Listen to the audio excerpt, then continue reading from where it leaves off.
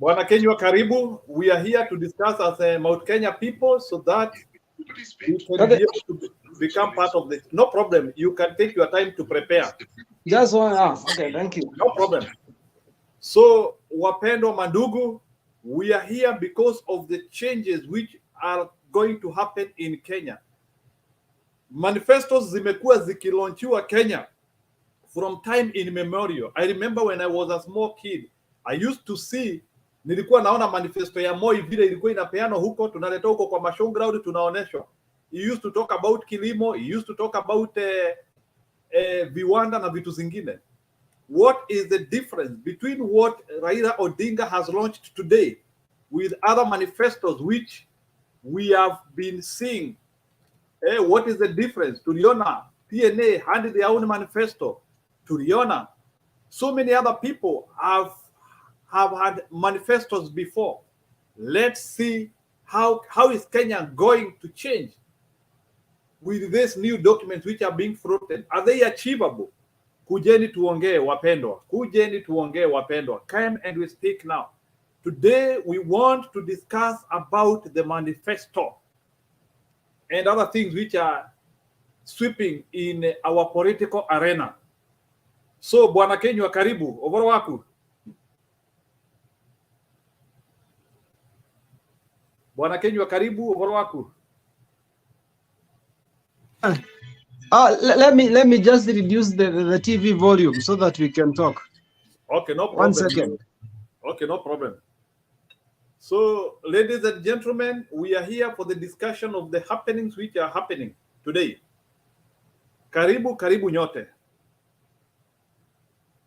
Can you get me now, Eric? Yeah. Very well. Thank you so much, Mr. Jiro. Okay, nashukuru sana. Leo kama vile unajua, today was a very serious day. Leo tumeona baba, you have seen the whole event. Sijui kama maybe first of all, can you try to discuss with me the history of manifestos in Kenya? Have you ever seen something which has happened today? Umeona kitu kama ile kitu ambayo Raila amefanya? Is it what happened during Uhuru time? Is it what happened during Kibaki time? Do you want to tell me that?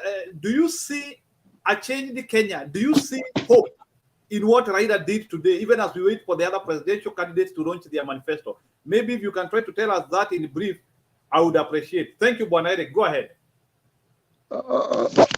Okay, thank you so much, Mr. Njiro. I think to get in the view about today's manifesto, you know, last in 2017, things keeps on changing each and every day. You know that everything keeps on changing, because you may find like the Jubilee manifesto that was there in 2017. And the NASA manifesto that was there in 2017. Most of the time you find Jubilee, when they took the government, they did most of things that were in NASA manifesto too. You see, they did most of things. In this the 510 that the Jubilee is in. So things keeps on changing, so the manifesto keep on changing. But if what I've come to understand, there are some projection that, and kindly please mute your mic, Ezron. There is a heckle, I think. So there is you can see in the Azimio manifesto, there are some projection that are inherited. Most of them are inherited from the previous manifesto, because you know Baba does things with a plan. And if you go to confirm most of things, the issue Baba has been talking about for a long time is the same issues he like addressing every time. Now you see, like in the new manifesto now, you see Baba has just put there's the issue of the women, the single mothers. He has put that, and before it wasn't there. You understand? So the things keeps on changing, and the best part it's to correct the public opinion, the way Baba did. He corrected the public opinion, and so that he can manage to know what actually affects the local mwananchi down here in the ground. So for that purpose, the manifesto of seen it has good. It has got a good intention of this country, and in one or the other, if you see, they have just highlighted a few of what they will do in 100 days. But actually, I have the full manifesto with me, and I've seen it has goodies, full of goodies, because you can see most of the people, the people who does good job, watu wa jua kali wenye hufanya kazi mzuri sana ni wenye wengine hawajaenda shule, hawana madegrees, hawana madiploma, hawana those certificates. Some of them they are in from 4 rivers, and good jobs, kazi za mkono mzuri sana sana sana, and those people are not recognized, because like me, most of the people I normally give work when I have some project, most of them I find they are, please kindly mute. Chill, mute. Chill, mute, please.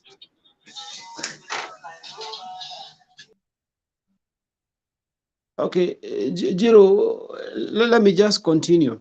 You see, like sometimes most of those people, they are people who are just completed Form 4 and they didn't manage to join the colleges or universities or technical trainings. And due to kazi za mkono, they acquire experience and a better experience. And those people, they deliver. If you give them work to do, they do the work as a professionals. And do you know those people are not recognized? Why? Because they don't have document to show that they are expert in that field. And you see, I'm very happy because of Baba just raised the issue to make sure those people are recognized, and those people will be given certificates. They go for test, and that will be for the government, not private, government, and they given a certificate for them to manage to secure the jobs. Sometimes you find, like maybe in a month ago, I was somewhere and there are some things were supposed to be sorted, the machines, and I was trying to look for someone even in groups to get, because they had said they need someone who has experience of 2 years and a holder of diploma or degree. Trust me, I tried to locate someone who has experience. I could find that people, they have degree and they have degree and masters and diploma of engineering, but they don't have experience. So that's someone who went to school, akasoma, akagraduate, alafu akona document tu ziko. You understand? Those are the people who, most of them get the jobs za supervise, the supervisory jobs. The supervisor, those are some of the people get the job. But at long run, I came to call one of someone I knew very well. The guy didn't go to college, it's just Form 4. Then he managed to get experience from Juakali field sector outside here. And do you know, I entrusted that person with the machines. I was the guarantor to that person. And let me tell you, this guy did a tremendous job. Something that everybody thought that this guy is someone who has got masters in this field. But wapi? Ana ni experience amepata huku nje, ametembea na watu wanajua kufanya hizo kazi, amesoma kazi ya mkono, basics, amesoma hizo zote, amesoma practical kwa watu. Okay. And Eric, 1 minute. I want to ask you a question. Okay. I just want to give you a small highlight so that maybe you can also come on board with it. Okay. Baba has talked about free education starting from primary all the way to the university. Comment about that. Okay. That is number one. Then number two, Baba has also said that in Kenya we will start manufacture of tractors. If you hand in specific, I hand that there will be manufacture of tractors. Then there will be manufacture of microchips and other things. Then he also talked about steel industry. Kenya is going to use the iron ore to make the steel industry. So can you try to comment about that? Look at what is happening now, and if Baba is going to even achieve even 50% of what he is saying, can you try to connect that with the industry and with changing Kenya from a third world to a second world, as he said, because that is what he said. Can you try to relate that, please, as I bring Okay. Oyo also?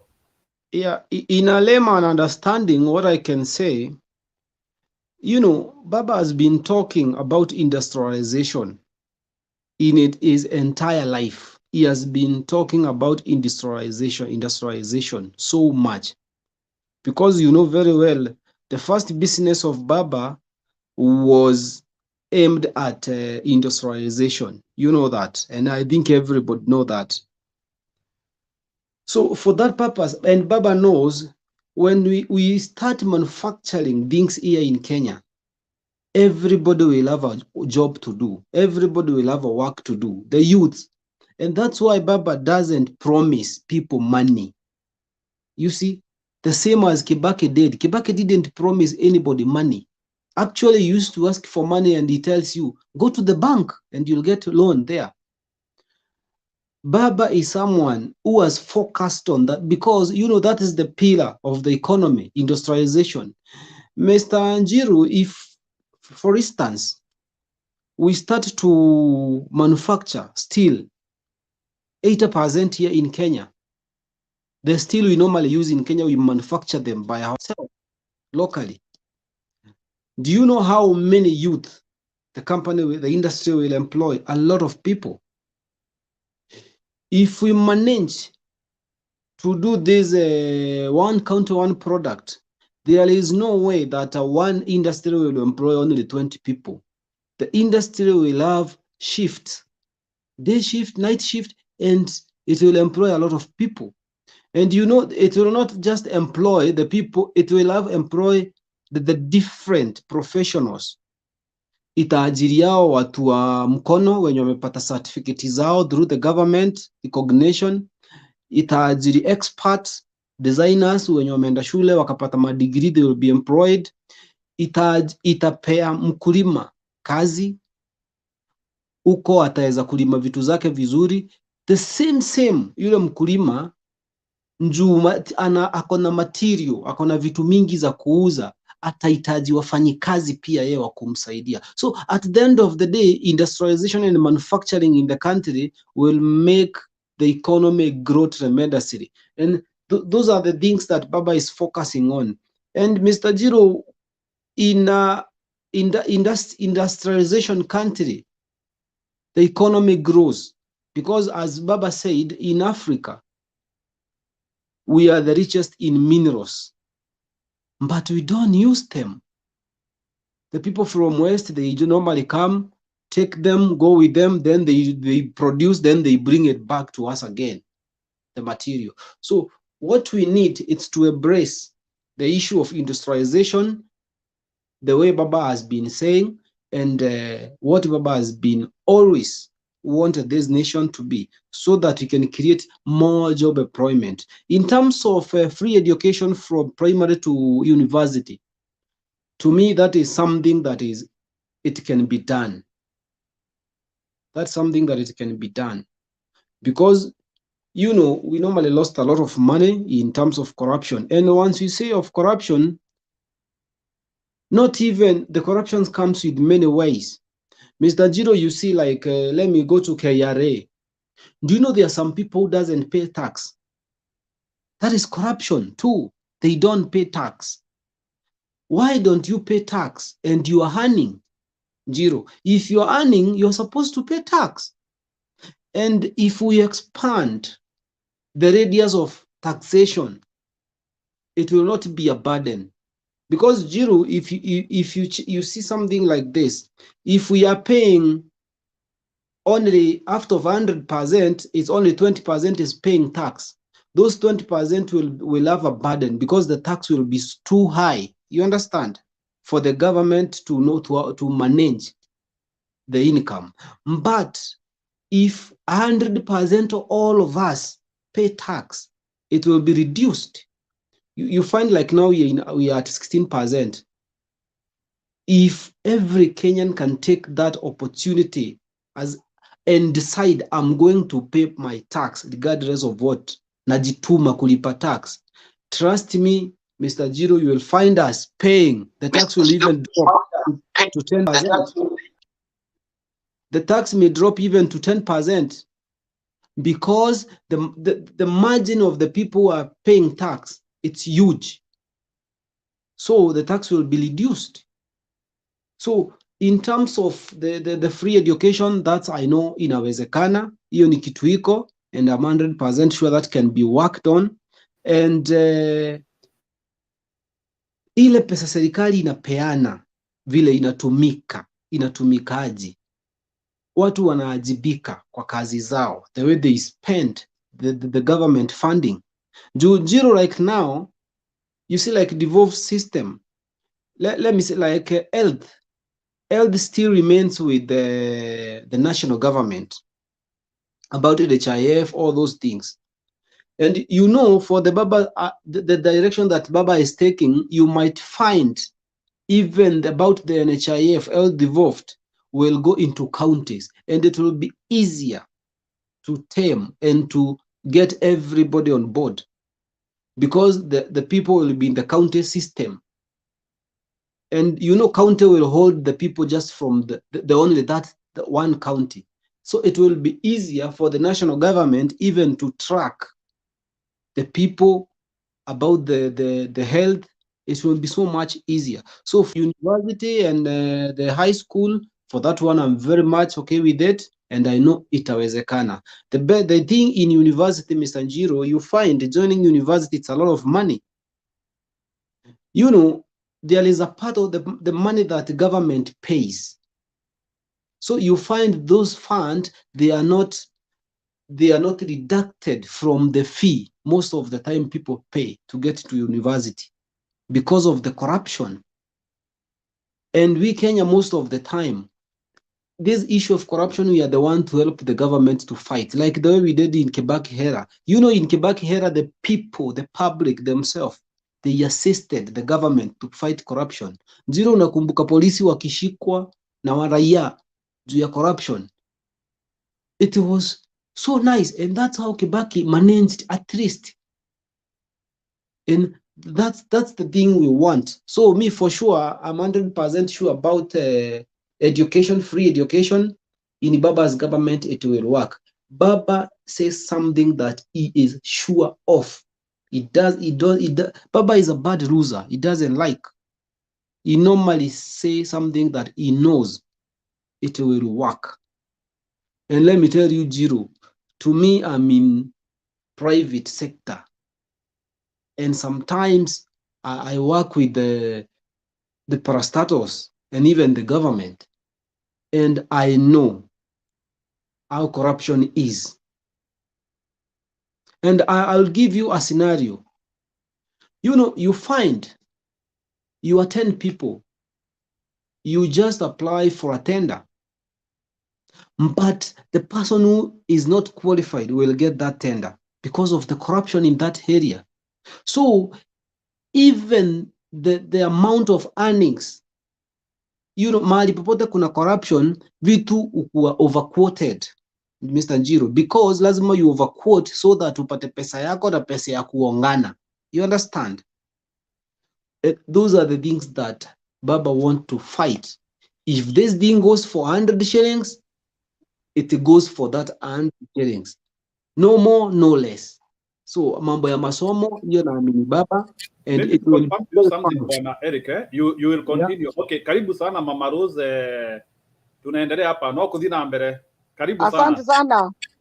Okay, na mugete ando na mutigete ando kade mwitire tondu mutimenya kumeka ndimete mere twikuo kwira ugire kiria ayo bere metaginya kinywa kendimete kegerie kumeta ita kimere. Okay, let me confirm something to Bwana Kinywa here. Bwana Kinywa, there is something, yes, I want to tell you, the importance of free education to Africa and to any African country. Kenya, the population which has an undergraduate degree the population which has an undergraduate degree and above is 1%. The US, they are at 13%. Masters, they are so can you see now, like in the US, the amount of degrees they have is 13 times the amount of degrees which Kenya has, and they continue to produce more. So how will Kenya catch up with the US? And remember, without educated workforce, you cannot be productive. Let's be clear on this. The reason why the US can be able to produce military equipment, they can be able to produce those sophisticated tractors. Let me tell you, mechanization or industrialization of today, you are dealing with the sensors, you are dealing with the chipboard. All those things, they need some a bit of mathematics, simulation, computer modeling here and there. There is what a technician cannot do. So if we can be able to have very many degrees, and then after having those many degrees, our industry is good. These degrees are the ones which will go and do this industrialization which is needed.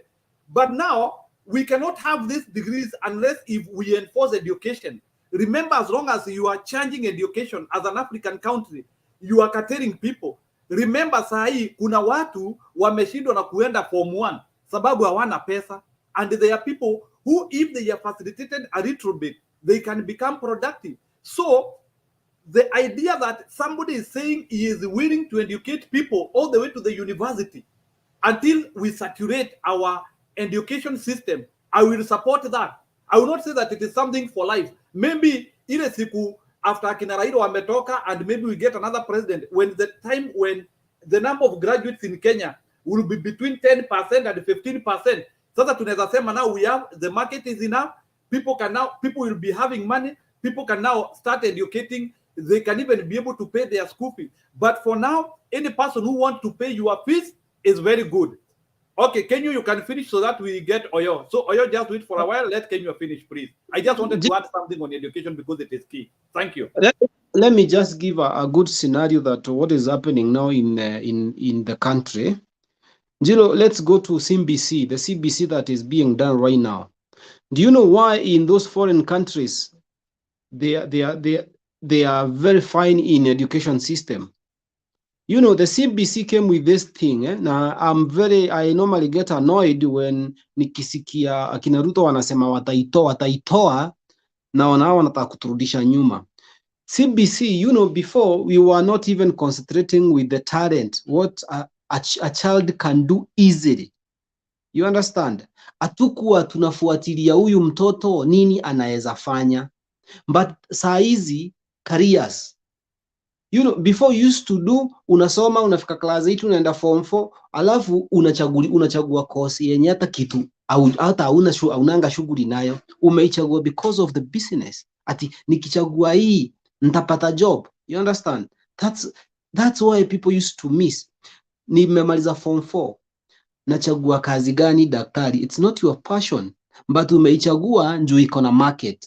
You understand? Unaona daktari iko na market, nikifanya hii nitaemployiwa. So even if you get employed, utakuwa unafanya njoo si career yako. That wasn't your passion. You did it because you want money. You want to get a job. And that's why CBC came with this thing of to identify what it's your career, what you can do easily, what ile kitu unaweza fanya bila kusukumiwa. You understand? Mtu anaangaliwa kutoka from the school. Huyo mtu akimaliza class 6 anajulikana, this person passion yake ni kuwa engineer. You will be directed into that path. So you will do with passion because that is your passion in engineer. This person is a mechanic. This person is an electrician. Those are the things that CBC brought. So that's why you find in the country like US, Europe, unapatanga kuna wale watu wamesoma masomo ile ya ofisi ya kudesign, na kuna mtu mwingine amesoma masomo ya kufanya kazi ingine different in the same field. Kuna mwingine naye amesoma masomo ya kufanya kitu different. Like the way Mr. Njiro, you normally go, you find in vehicle, not one person does all parts. You find The engine part, the computer system part, they are people, different peoples. You understand? About the body part, there are people who are in that field of the body part. Those are the things that the CBC brought. Someone to understand, and the teachers to focus on what is really good that this person can do, bila kusukumiwa ile kitu passion yake ni gani. Na hiyo ndio kitu itakuja kutufikisha hapo, Mr. Jiro. Hiyo itatufikisha hapo. Juu sasa hakuna mtu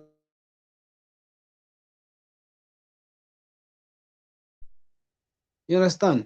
Yeah, I understand. Hakuna mtu atachukua udaktari na passion yake ni mechanic. Hakuna mtu atachukua mechanic na passion yake ni udaktari. Kama passion yako ni udaktari, utachukua the correct direction. Kama yako ni mechanic, utaenda kwa mechanic. Kama yako ni civil engineer, utaenda hapo.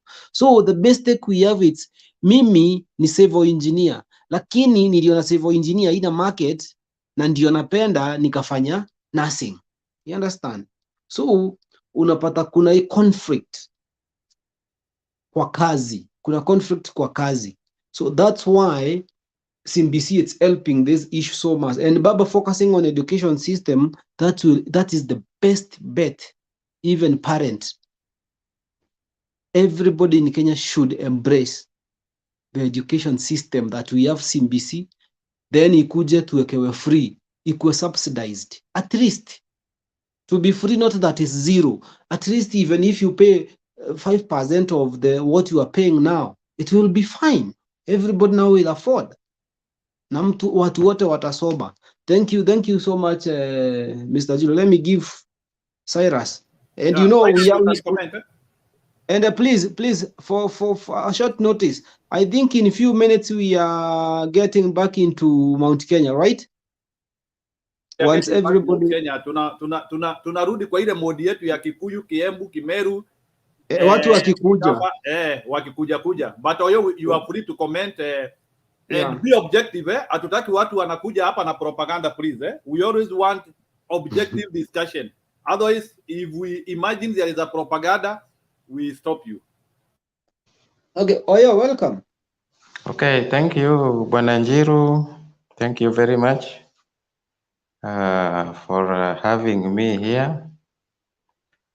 If I had Njiru right, you started by talking about failed manifestos since the time of Moi, and maybe time of Kibaki and the Jubilee, TNA, Jubilee, and now we are hoping for the next government, either Kenya Kwanza or Azimio, whichever. So for me, I want to say that there are so many factors maybe that leads to a failure of manifesto, because coming up with a manifesto is one thing and achieving it is another. So for any government, for example, we have the ministries. So if, for example, a president and his team have a manifesto, number one, for you to succeed with that manifesto, one factor is which type of people are you going to choose to run those ministries. So that is one. If you are going to award people, then you are going to fail. So one thing for you to succeed with the manifesto, you have to choose the right people for the right job. For example, let me give you an example of Professor Matiang'i. When he was given that Ministry of Education, when exams were being leaked everywhere. In fact, exams were, in 2015, exams were sold like mandazi everywhere. And I want to say that those people who sat for KCSE in 2015, they were just revising. So when Matiang'i was brought in, you saw what he did. I think you were there and you saw what Matiang'i did. So that means he was the right person for the job. And in that area, he succeeded. So if all ministries, we have the right people for the right ministry, then I don't see why somebody will fail in a manifesto. Another thing that you have talked about, I think Kinyanjui, you are Kinyanjui. I saw Martha Karua, let me say the Iron Lady Martha Karua was being interviewed after they had launched their manifesto. And she was being asked about how are they going to achieve all this. You know, for you to achieve a manifesto, just like in our houses, if you have a budget, you are budgeting within your limits. You know that my income is this, I get this from the business, I get this from the salary, and maybe if you are a landlord, a landlady, I get this from my plot. So even the government is the same thing. If you are launching a manifesto, you must know where the money is going to come from. And one thing Martha Karua has talked about is the loopholes. There are so many loopholes which maybe have made the previous governments not to achieve what they want to achieve. The loopholes where money, you find that money are not doing what they are intended for. Just recently, you heard that there's somebody called Mumanyi from Kisii County. He created a school, an non-existent school, and he siphoned 11 million to that non-existing school. So those are the loopholes. Bwana Oyo, Yes. sorry, Yes. as you talk, we are talking about the manifesto, please. Just yes, okay. I'm trying to bring. I'm trying to bring you to that manifesto. I heard you saying that why is the manifesto going to be different from the others? Okay, So but I'm try saying, to talk on the manifesto, please. okay, I'm saying this manifesto it may work if the people launching it are going to deal with these loopholes. Because what you're asking is why were this manifesto failing and why is this one going to be different? So it's going to be different if these two people, that is Raila Odinga and Martha Karua, if they are just going to deal with this loophole so that they have money doing what the money is intended for, so then they are going to succeed. For example, we are talking about free education from the lower level to the highest level possible. How is this one going to be possible? If we deal with corruption, if we put the right people for the right job, so that we are not awarding, you know, what happens with most of our government since the time of independence? We the people are rewarding other people. So you find that so and so is my friend, you reward him, you give him the job, even if he's not well for the job, you just give the job. So this is what the next government, whether it is going to be Kenya Kwanza or is going to be the Raila and Martha Karua who have launched their manifesto today, if this manifesto is going to be achieved, then they must deal with these loopholes, mostly corruption. Everything is possible so long as you give the right people, those people who deserve the job, you give them the job. For example, my friend here was talking about Bwana Oyo, 1 minute. Yes. You will conclude. Tuko na station ingine ya Kiswahili ile pande ingine. I will Yes. just appreciate kama utaenda hiyo pande sababu tunataka kuenda shortwave sasa. Okay, mnataka kuenda kilugha. Tunataka kuenda kilugha. So if you can just conclude in a minute please, sababu sitaki kuweka watu hapa na wanataka kuenda shortwave, tafadhali. Okay, wacha niseme wacha tuwe na matumaini kwamba yale ambayo tumepewa kwa manifesto yatawezekana, na mnapoongea hapa tushauriane kwamba tuwachane na ile mambo ya kuwapa watu zawadi, kumzawidi mtu unajua hawezi kazi lakini unampa. Hiyo ndio inafanya tunapoteza pesa kila wakati, alafu yale ambayo unapata rais labda alikuwa na nia nzuri, lakini wale ambao amewapa kazi wanamuangusha. Kwa hivyo na hiyo ndio corruption yenye tunataka kumaliza na azimio la umoja. Asante sana. Kwa Kikuyu tuongee kwa Wakikuyu wetu, tuwaambie wasihongwe, wasipatiwe chochote, tu vote right, Yes. Wine ndio tumaliza hiyo kitu inaitwa corruption, sababu ndio imeanguza Kenya.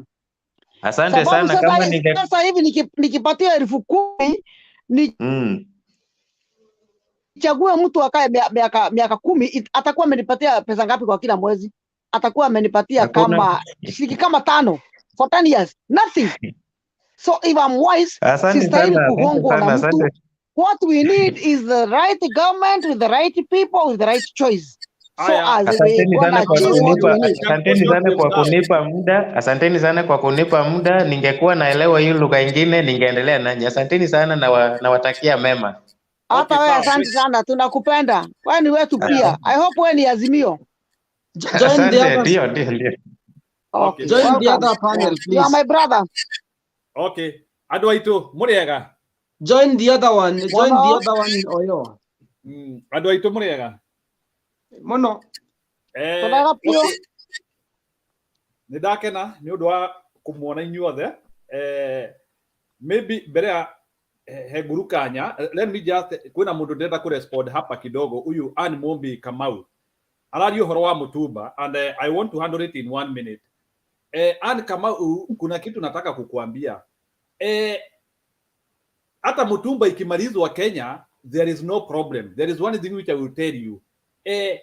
Mtu yeyote akiweza kuvaa nguo ya mpya, hizo nguo zote zitaproduciwa in mass production, na nguo zikiproduciwa in mass production zitakuwa cheap. No, kuna kitu tunaita economies of scale. Ile challenge tuko nayo, nguo mpya Kenya zinavaliwa na watu wadogo. It is like only 5 to 10% ya Kenya population ndio wanavaa nguo mpya. But assume that 100% of Kenyans walikuwa na, like even other countries, watu wavai mutumba na wana afford nguo. Unaenda unakuta nguo cheap ziko. The problem we have is mass production, and that one will be done by the industry. So we should not start marketing fear to people. Tukiambia watu hapa ati mutumba inataka kufungwa. As long as industrialization, one county product, hiyo kitu, it will make sure that things are cheap. Mass production. So, and stop selling propaganda to us. Thank you. Guru, go ahead. Atrere utanaba ko, excuse me Jiro. Yakajari tu hanini tu ha guru. Osi rari horo wa nguo cia mutumba ri. Agiro no komenya atrere kitu ya kwanza ajue hivi. Andu matikagira nguo cia mutumba ni kwenda.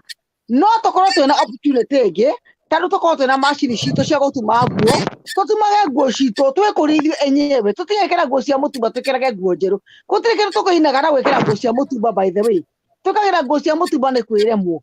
No kono tuhota gwitumira nguo cito ithu enyewe, tunekerwo machine tuonio design ya gutuma nguo cito.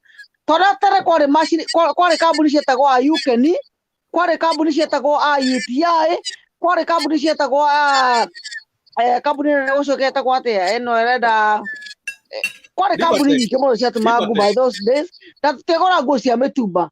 So kono tucoke haria ri, the better tuko tukenete gukira tukigura nguo cia mutumba.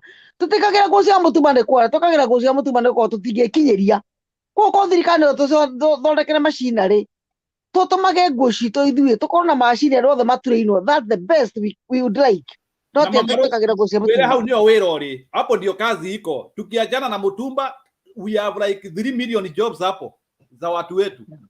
Nginya ira tutige sikotuma cia mutumba twina retha tuthinjaga ng'ombe nyingĩ mũno na mbũri, twina ngothi nyingĩ mũno, twina maũndũ maingĩ, twina ndigi cia makongo, no twĩkĩre nguo citũ, no twĩkĩre uthi witũ wa gũtuma nguo. What do you buy mutumba? Andũ mangĩũhĩga tutigagĩrwo nĩ gũkorwo twĩkĩra mutumba. Tũrekĩra mutumba nĩkĩ? Twina makongo no twĩkĩra, no tũthondeke ndigi cia gũtuma nguo, twina matiro citũ no tũthondeke matiro citũ cia nguo, twina iratũ, we have everything. Ko ndĩrona kĩrĩa kĩngĩtũma tũkorwo tũrĩire mũthũngũ maru atĩ nĩgetha tũgwĩkĩra mutumba. Why? Tutigagira mutumba tena no twatũraga. Why? Mama Rose, ona mwere mutumba ni nguo ya mũndũ ũngĩ. Why should we wear another person's clothes? Kaĩ tũtangĩkĩra itũ first class. No thondeke nguo yaku na ũikĩre. Mr. Jiro, Mr. Jiro, let me just cut you and Mama Rose short a little bit. Kuna kitu nataka huyo mwenye ameongea mambo ya mtumba understand. We are talking of creating jobs. Ile nguo ya mtumba haiwezi pea Wakenya wengi kazi kuliko nguo zikitengenezewa hapa locally. nguo zikitengenezwa hapa locally, they will employ massive people. But nguo za mtumba, those are the business people only. Mwenye ako na uwezo ya kuileta kutoka juu, kuleta na kununua hiyo bill moja 8,000, 14,000, 21,000. Nguo ya mutumba turiha murehi, tukariha mwendia, tukariha mutumuri, tweka maundu ma mothe. Tutirehe, tutume nguo citu. So tũngĩtuma citũ twĩke maũndũ marĩa mangĩ ithuĩ tũhe wĩra, ciana citũ tũcihe wĩra. Yes, now that's what I was trying to say. Ũguo ngugaga to process nguo citũ gũkũ, to make a lot of job, tukahe andũ aitũ wĩra mũingĩ mũno. Kazi zitakuwa. No worry, it's your time. Maura. Hello. Go ahead, Bwana Guru. Are you horo manifesto? Mbere ya njarĩtie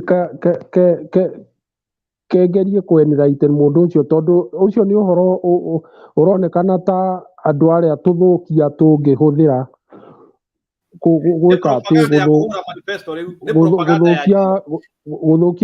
gũthũkia kĩrĩa ũrĩa kũrĩ nĩ atĩ 1970s na 80s twekagĩra nguo cia gũkũ na hĩndĩ ĩyo kwarĩ na arĩmi nĩ marĩmaga kĩndũ gĩgwĩtwo cotton, tũgakorwo na iganda cia Rivertex, Motex na nyingĩ, at least we had very many, ona nginya iratũ twathondekagĩra gũkũ, nĩkĩo gĩtũmi hĩndĩ ĩyo andũ aingĩ mũno marĩ na mawĩra.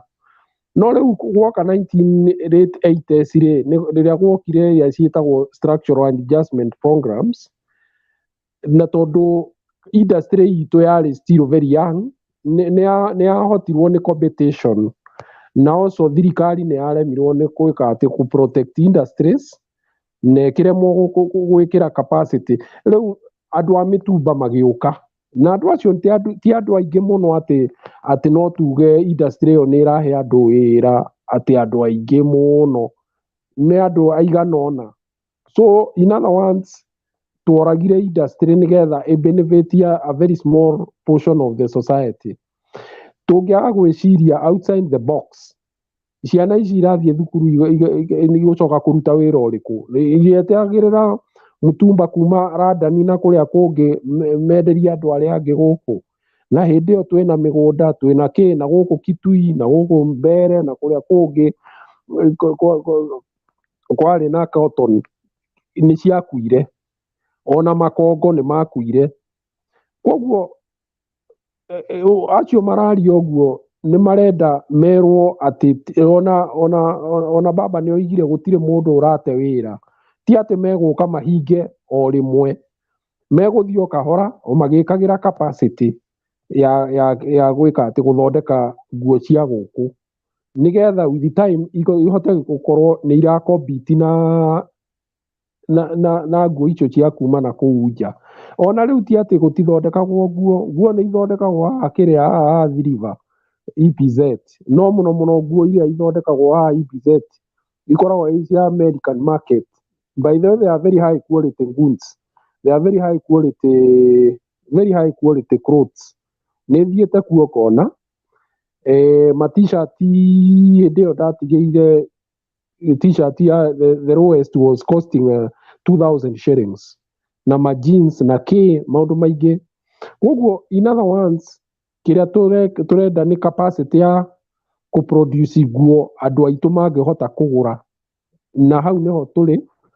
Na icio propaganda cia mũtumia ũcio nĩerwo atĩ icio itingĩaka bũrũri, tondũ rĩu tũtingĩgĩtuĩka andũ othe mariumaga university kana secondary magathiĩ kũgũra thogithi tũhũthĩrĩtwo na kũrĩa Europe mathiũrũrũkagie gũkũ.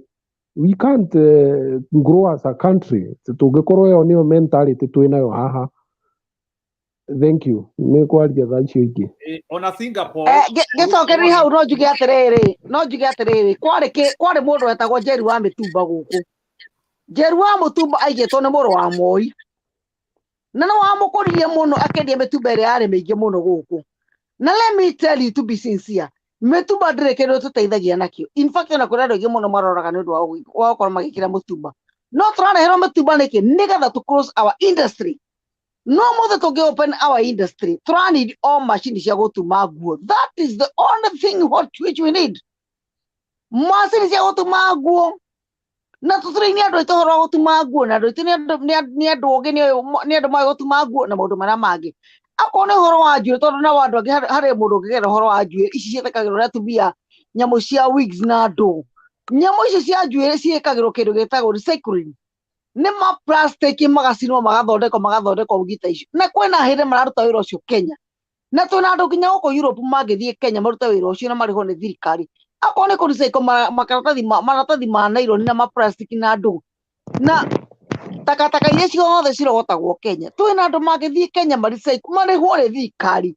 maricycle maratathi mau mathondekaga makombo na ndu ciothe bururi witu uthere na andu itu magie mawira andu matige gutika ati mundu no arutire wira ati ura wa mutumba ati nigetha eteithie wira ucio wa mutumba uteithagia andu uteithagia murehi mu transport wa nyamu icio na mundu arendia wa gatatu ni mundu arandire aria kindu kigana ati worekera nguo yo urariro mbeca nyingi muno tutigekira nguo ya mutumba tutithondekera tungiria kindu kieru kindu gigugwikira tora turatumire kiratu kiambata githondekagwo Kenya na kiratu kiu kiroka nginya Europe today na kende mbeca nyingi muno koguo andu matiga gutira makina ati na indo cia mitumba ati no ingihingwo ati no ndiri kindu ingithukia Kenya na ndiri business ingihia to my knowledge kwesiro na mutumba ungihingwo ni andu a Kenya magigia na wira andu moni uria industry cigucoka iria ciari cia tene Rivertex Uken UTI na makambuni mangi muno mari ku Kenya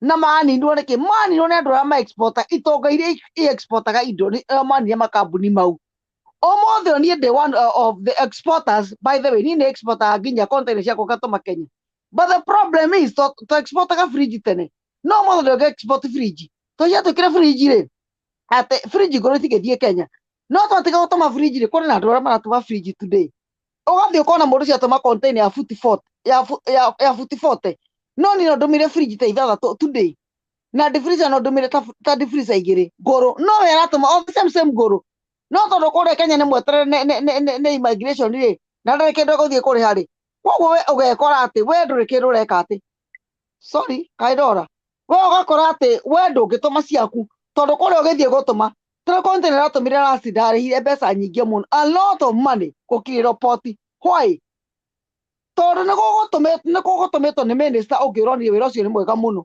nona na nio maratuma indo fake na ndu nie ndiratuma indo ciakwa kuma Europe indo genuine kindu mundu agura ndakarigireti no mundu arenda gutuma kindu fake tondu TV ira wena ku Kenya na TV ira London difference ni ati we Kenya urendirio kindu a little bit quality yake ero tondu na ukugura raithi no kindu kira gekwendio Europe ri gekwendio goro a little bit more no ni kindu genuine no anyita no ni kindu kingi gutumira kuma uko Europe gutuma kindu kiu wona kindu kiu na nginya ndora nyendagiria ona dagika no manginjigwa no mauge gutuma kindu quality no ni ngarego maguru ni minister we hare iguru ni ndende nyundo na gicaguo na uri ungi tondu matikora ni goro giteithia mekora makoro magiteithia give us Kenyans freedom we Kenyans andu ora nginya na amane na matuhe freedom ya gukora tugituma indo na matutigacoka gukora tukindira na indo ta mitumba na ndu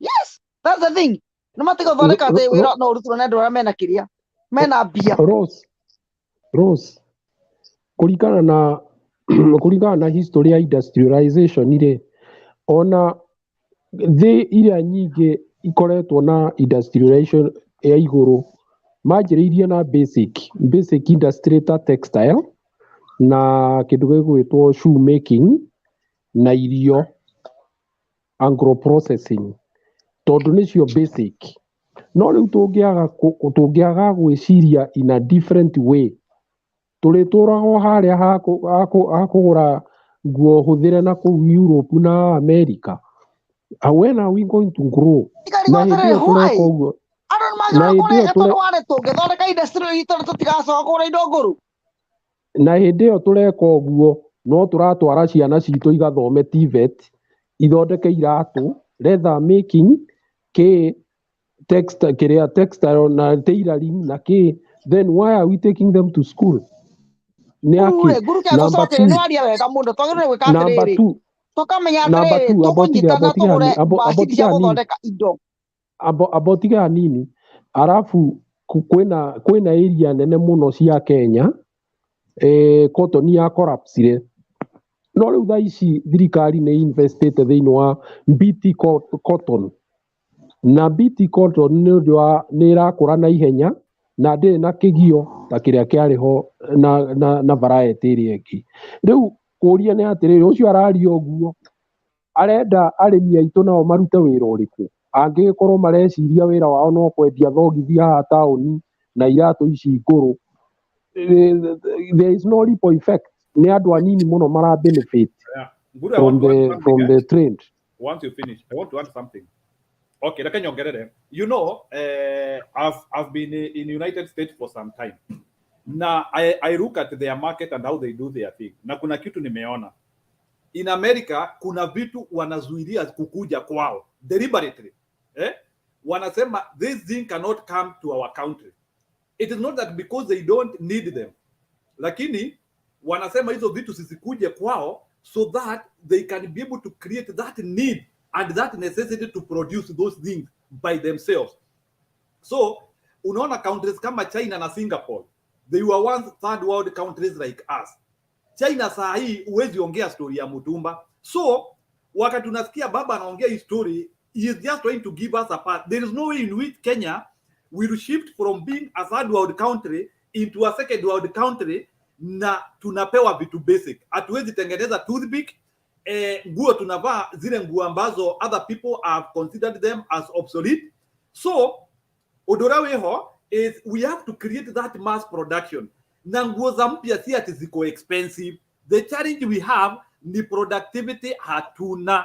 So unakuta sasa market skills of market pale unakuta hata ukiwa na $5 you can't buy anything which is new. But nguo zikaproduziwa, we have them in Nakuru, Kisumu, Embu, Meru, everywhere we have industries huko. These clothes will be very cheap. So ile kitu nataka tu conclude in that statement that I want to tell people here. If you people, you want Kenya to industrialize.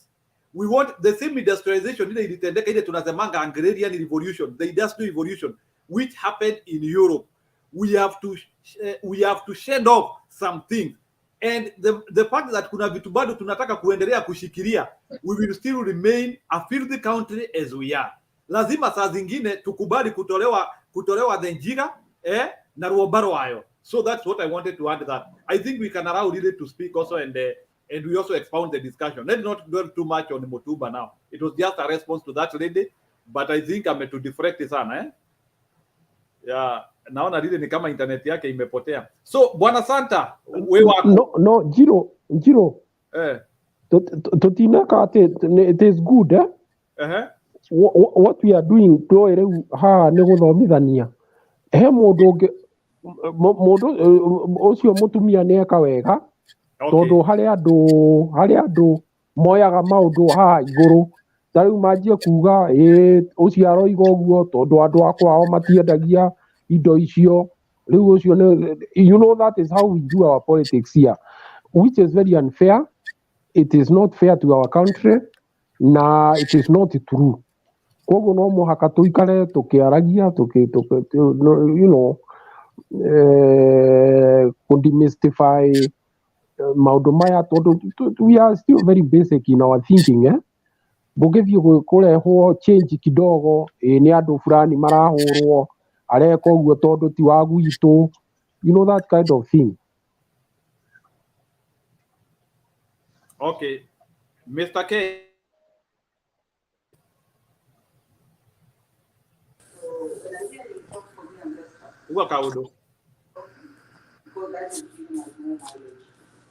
Mr. K, do you have manifesto mode? I don't know what to say about no one manifesto. Mr. K, Mr. Kamau Kimani. Kuhana atia. Tikoru, are you have pole. Wekiri ugo no me atuma manifesto Oh, nio dire. Na mama Rosi yakuragira na WhatsApp no ame the way online tugeria muno wekiria.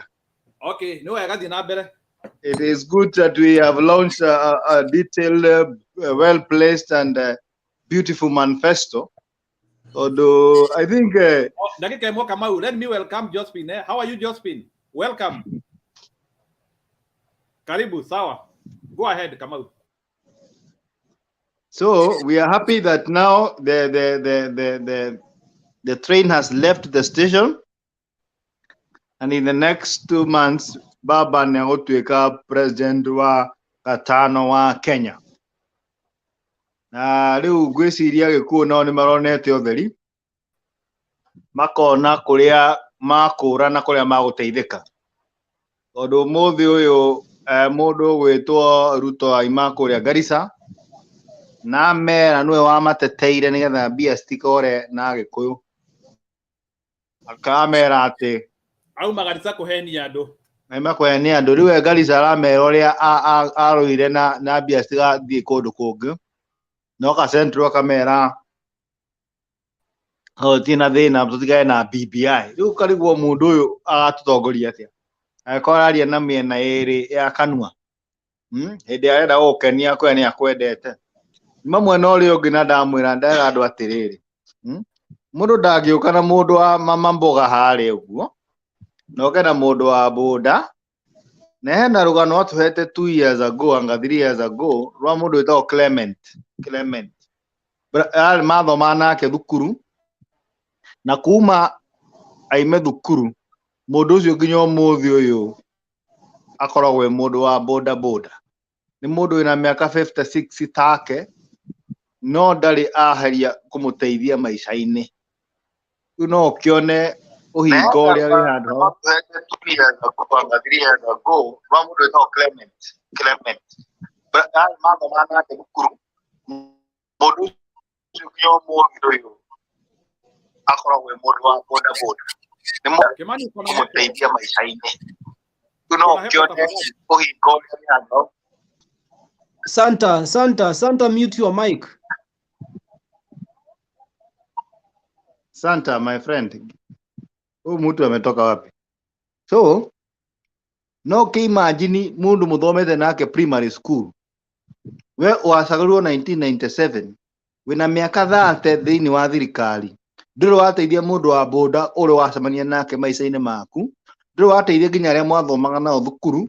No hindi urenda gutuika president no akururia mutumia umwe wa kuma Kiambu na mujaru wa kuma Kangemi wamurehe wamwira atiriri ati nie ni nigamutetera uramutetera miaka yothe oge tandu matamenyekana na matunda mao andu bamenyekana kuria maimite aiko nduru wateithia mundu wa boda maica-ini maku ri yona Clement tocio akigurwo pickup aikuaga nguku kana mboga no riu wagatukoni tondu turi andu ikuno kwa ndari makamuno ni aiku batukite tugege ati riu nio maguteithio ni mundu utari wateithia mundu muthini ni mundu uri wathomithio ni Ruto umite Mount Kenya no ni no ngikuonia andu ta 5 mathomithio ni Raila umite Mount Kenya Asebes na mundu gwitwo muthungu wa Ruiru koguo maundu maya ni twagirwo ni kwira riu ni mwaka o ni mweri wa campaign na no mwaka twire andu aituma ona Mbarire na uria na Murkomen andu acio magithomithitio nginya mathomithio ni baba no riu no ke imagine mundu arathie akururia mutumia na guku Kiambu akamuruta thoko agoka mwirite wikire itambaire cia yero cia ungui ucoke ukahate ume thutha wakwa nigetha andu mahe kura nigetha ndimaiye ucio ni urimu na wana na ndera giku mako mari andu ogi ni hindi iria tuga atiriri he hindi ya itheru na kahindi meruka tutikwenda kukuo ta ciana ta andu akigu ni tui kuria twaimire na no mwaka tucoke tuthie na mbere na kuria bururi urathi na mbere koguo ucio urari urimu no ucio urari wana no mwaka tukorwo turi andu ogi ati turenda bururi uthie na mbere haria utigitwo ni Kibaki na Uhuru Kenyatta thina uria ukoretwo bururi-ini uyu miaka 10 iria ikoretwo ho ni tondu Uhuru agithie na mwena wa right mundu ucio ungi arathi mwena wa left na nicio niguo thina tondu the ticket of Uhuru Kenyatta and Ruto was having a problem because it had a scar of corruption, and the scar of corruption we know where it was. But the ticket of Raila and Karua, it is not like that. These are two people who will not admonish corruption. Ane andu eri matagwitikira bururi wage kiria kiagirwo gukorwo gigia bururi. Koguo, as we speak today, we want to tell our people from the mountain, get out of your stupidness, get out of your life that you think that somebody promising you 150 billion who doesn't have a structure, he can help you. When you look at the Azimio launch today, you see maturity. You see people who have the interest of Kenya in heart. Yeah, they might not be all of them. No, majority of the people in Azimio, you will find they want to help this country. Ado utagimenya kuria maimire uguthoma story ya mamua Gachagua ale Kanu mobilizer in the 60s and in the 70s. Hau ni hacemanagia na andu ta Kuguru, hacemania andu ta Moi, na nikuo Gachagua maimire.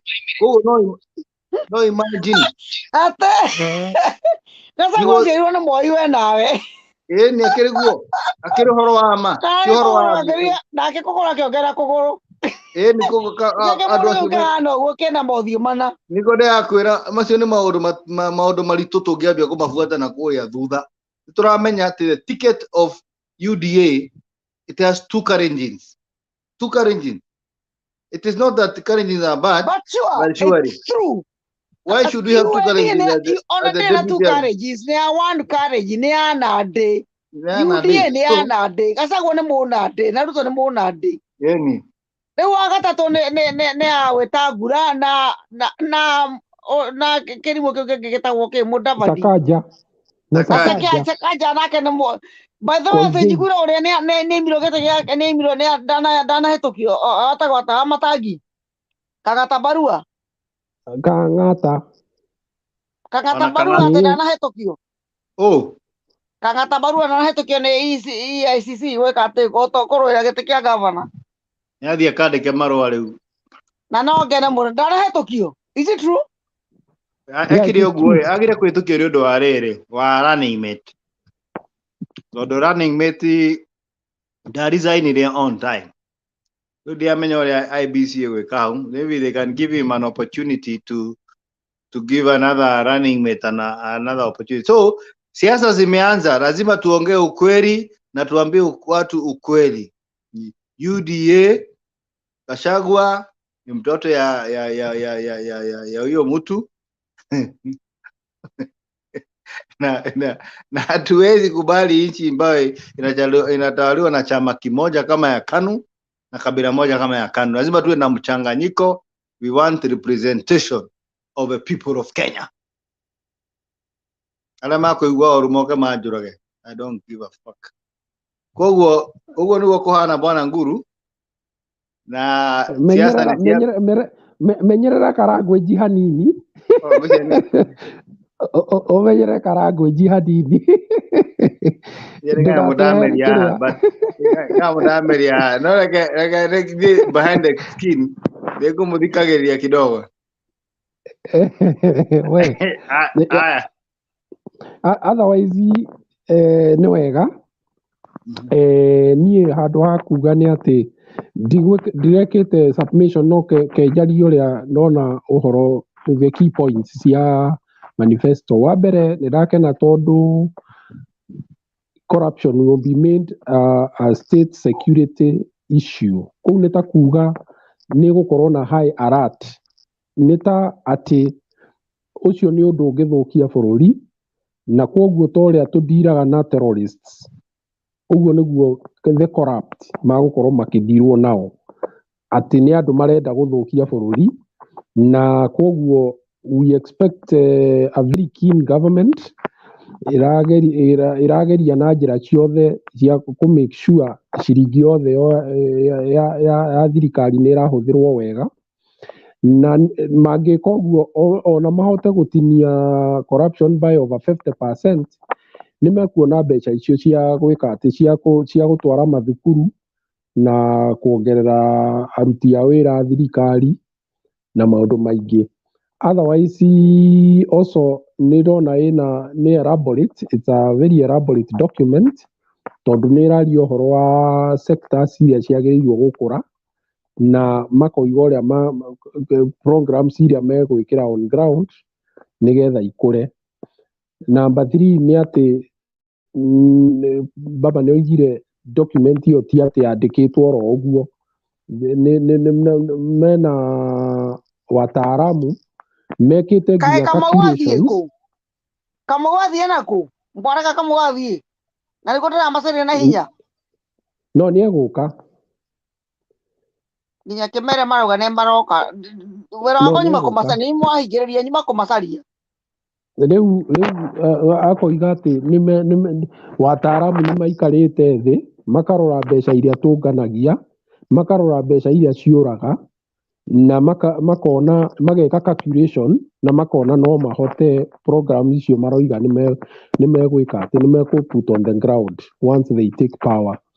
Rĩu nĩ ta kuuga atĩrĩrĩ twĩna wĩra mũnene haha tondũ ta rĩu nĩ waigua mũtumia ũcio anjia kwaria ũhoro wa propaganda na andũ nĩ magaga confused rĩmwe nĩ ũndũ wa document ici imwe tondũ tũtikĩhetwo ũgĩ ũndũ ũmwe na also propagandist nĩ ũra expect the other side nĩ kũgeria gwĩka atĩ ta rĩu nĩ idea yao ya guaranteed minimum returns nĩ ĩkĩrirwo hau, koguo hau rĩu gũtirĩ kĩndũ mangĩaria no moigire atĩ idea yao nĩ ĩraiyirwo but on the whole nĩ ta kuuga atĩrĩrĩ document ĩyo nĩ njega na mangĩhota ku implement even at least 70%. Ũguo intention ciao nguga bũrũri no ũkorwo ũrĩ handũ hega. Thank you. Guru ngũria atĩrĩrĩ Guru alo ũrenda kũnjĩra mũndũ athiĩ kũrũgama gĩtĩ kĩa gavana rĩ angĩkorwo mũnini waku ndanahĩtũka rĩ ona ndũkũhĩtũka? No mũhaka mũkorwo na rĩrĩ. Rĩu kangatarahĩirwo nginya rĩ? Kangatarahĩirwo nginya rĩ? Aca ndanaheo. No ahetwo time ya kwapiru nginya rĩ? Aca ndanaheo. Rũciũ ndio mwisho, kesho ndio mwisho. I hope anguke ndio Jamriki Kamau aingie. Ekire ũguo oigire atĩ nĩ arenda gũthiĩ igoti-inĩ itakĩũĩ kana nĩguo ageka. Sasa hakuna time ya kotini labda hakija, there is no time for kotini.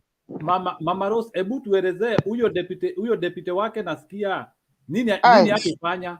What did that lady not do to this is what I'm asking because I don't know the deputy. Me I don't ninasikia tu maneno tu ya Kang'ata.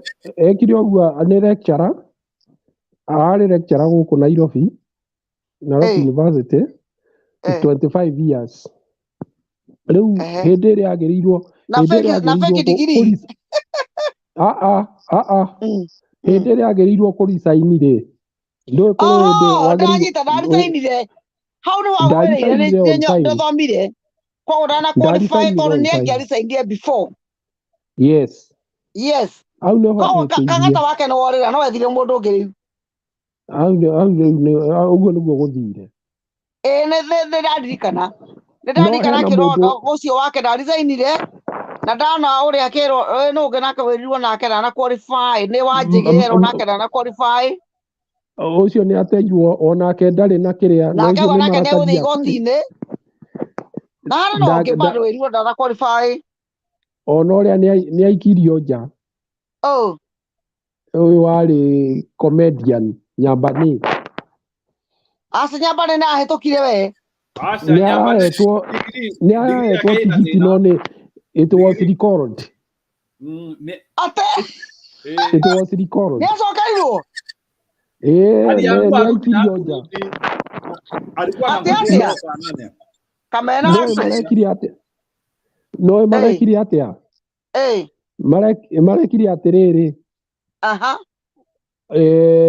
Wanjĩgĩ nĩ hĩndĩ aragwata digiri yake ya mbere na na digiri. Yes. Koguo transcript nĩ cio aratwarĩte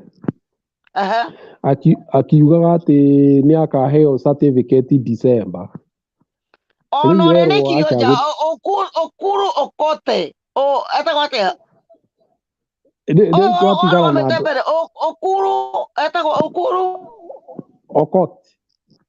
okote na kene kioja na gidigidi yake ndire sawa no mundu gwitwo twena candidate inya twina mundu uretwo Wanjakoya uria urenda tukurie bangi guku. Sasa Rose. Hi, how are you? Hey Guru, Kenywa na kwega ni kwega. We miss you dear. Long time. Murajaka muno mukiaria uhoro wa Wanjigi Guru. Guku tutigetwo na uria. Ndori Wanjigi aikire jane ke ngai. Nani wakiwora na muthomu what's happened? Nigo Wanjigi arendurika. Na niguo arendurika niko mwanate kumena ndota wake ndacoka ndairwo matina qualify ni nyoni chambuka tie kemena mutina qualify ateka digiri yanyu akade fake agaki Ndureka na niguo yaragia ndire yathie thukuru na ndone ma niguo makire ni ariko makane andu ingi ndari gwatire guy these people matuhanagia ne ma graduate matire madigiri Madam Rose, acha niwaambie kitu moja hapa. Tuambie. Andu acio ri ni aria metikirie wina mbeca nyingi ri no wike huko ciothe wina mbeca giothe ungigura Kenya uguo niguo metikitie alafu anata no ni kuronekana ihinda riri Mr. Guru just a second ngwendaga kuga ni forum ino ni ya Mount Kenya na no nyende muno mundu uretwo Animombi Kamau aingie hapa live tumurie ciuria na orie ciuria atige kucomment na naongea na huko kwa nyuma, nataka akuje hapa live aongee atuface atige kwihitha mwena ucio yero tutiriaga ndo ni atige ndeto ciana ko gungu ni oke haha hii platform ni ya mkikuyu yote tutiruma mundu ithui ukorwo umite Meru umite ku you are accepted here as long as you are ithui why not ukuje hata kama wewe ni wa UDA kuja hapa useme maneno yako yes wawache kuongelea kwa chat, they should join magetorumagana kuthutha ile kitu atujui atuambie tujue na yeye ile kitu ajui tumwambie ajue. That is what we need in Mount Kenya. Tutirenda kugayania ni andu a siasa. Tutirenda kwegatha, turenda ciiko ithuĩ turenda ciiko matendo. No riu wona mundu andu aria mararumana hingi mwena wa comment, there are people from Mount Kenya nio mararumana huru muno. Ni Kenya Kwanza na meguthii uguo makwanzite. It's so disappointing. It's so disappointing. Andu aria mararumana ri ni mamwena witu. Nä indo manä ciene marä no nginya makä he no nginya marä he indo iria marä ciene Kenyua. Yes. No eneke. No eneke. Tore kaicio Rose. Nä rä gai harä andå mekä te å guo maka-invest emotionally miaka igana ona na må ndå å yå rä u hä ndä ä rä a maraikä irio kandi ya må ndå gwätwo matha rä mamenya rä u nä twagayå kana biå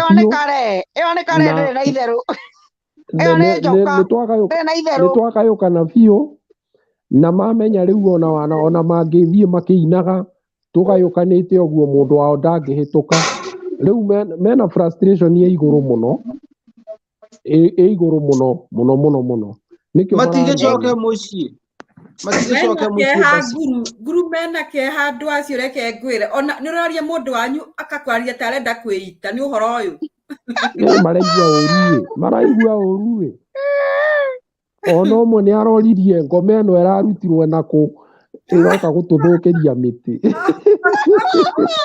ĩroka gũgarũrania gĩũthi ndũrĩa ũmakire nĩ ũhoro wa maratathi rĩu ndũrĩka ĩno ĩtagwo Wanjigi na nĩguo ĩtua ĩna mbeca ndangĩonia nĩguo ĩtuaga ĩna indo rĩ nĩ ũrona nĩkĩmakire by the way ati aya kwaja thomiro erwo by the way we decided to disqualify you because of every day was Chebukati ya oh god Chebukati ndo kwa besa ici na nigo cie nyingi ndukore indo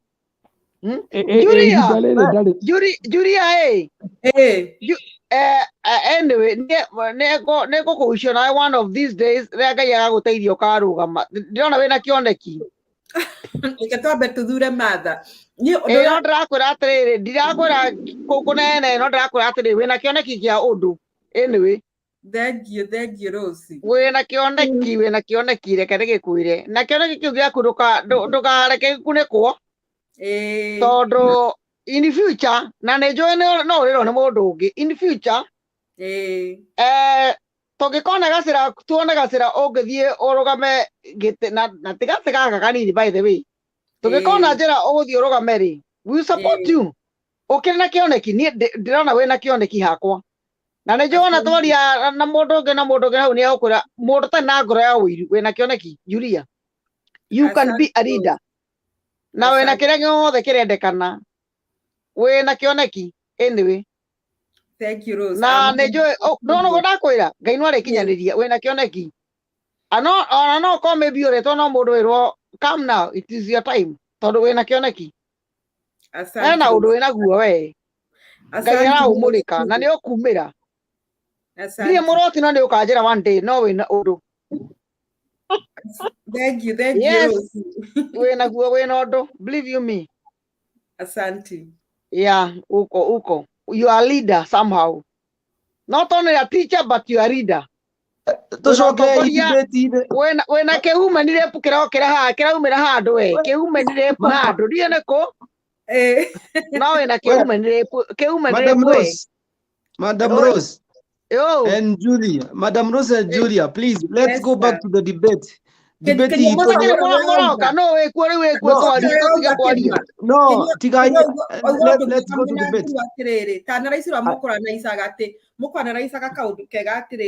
andu Kenya mamenyire kaundu ga shortcut ugathii ukagura maratathi guku gwetagwo atia guku na ithuĩ andu magũraga maratathi gwetagwo River Road nĩ gũkũ kĩanda gwetagwo maratathi River Road rĩ makahenania matũrĩte River Road ũkahũrwo mĩhũri mũndũ athiaga akagũra River Road iratathi ona rĩu ingĩenda university gũthiĩ hũrĩrwo mũhũri ona no university rĩa narĩ rĩhũrwo na rĩhĩtũke no rĩu university nĩ iragĩtigĩra kũrũmĩrĩrwo no mũndũ nĩakũrũmĩrĩrwo Julia arĩ atĩ athomagĩra gũkũ aingĩrie mwaka ũrĩkũ arĩ na grade KCSE gũtirĩ mũndũ ũrenda kuoho ucio wa njege na mbeca ciake rũgio nja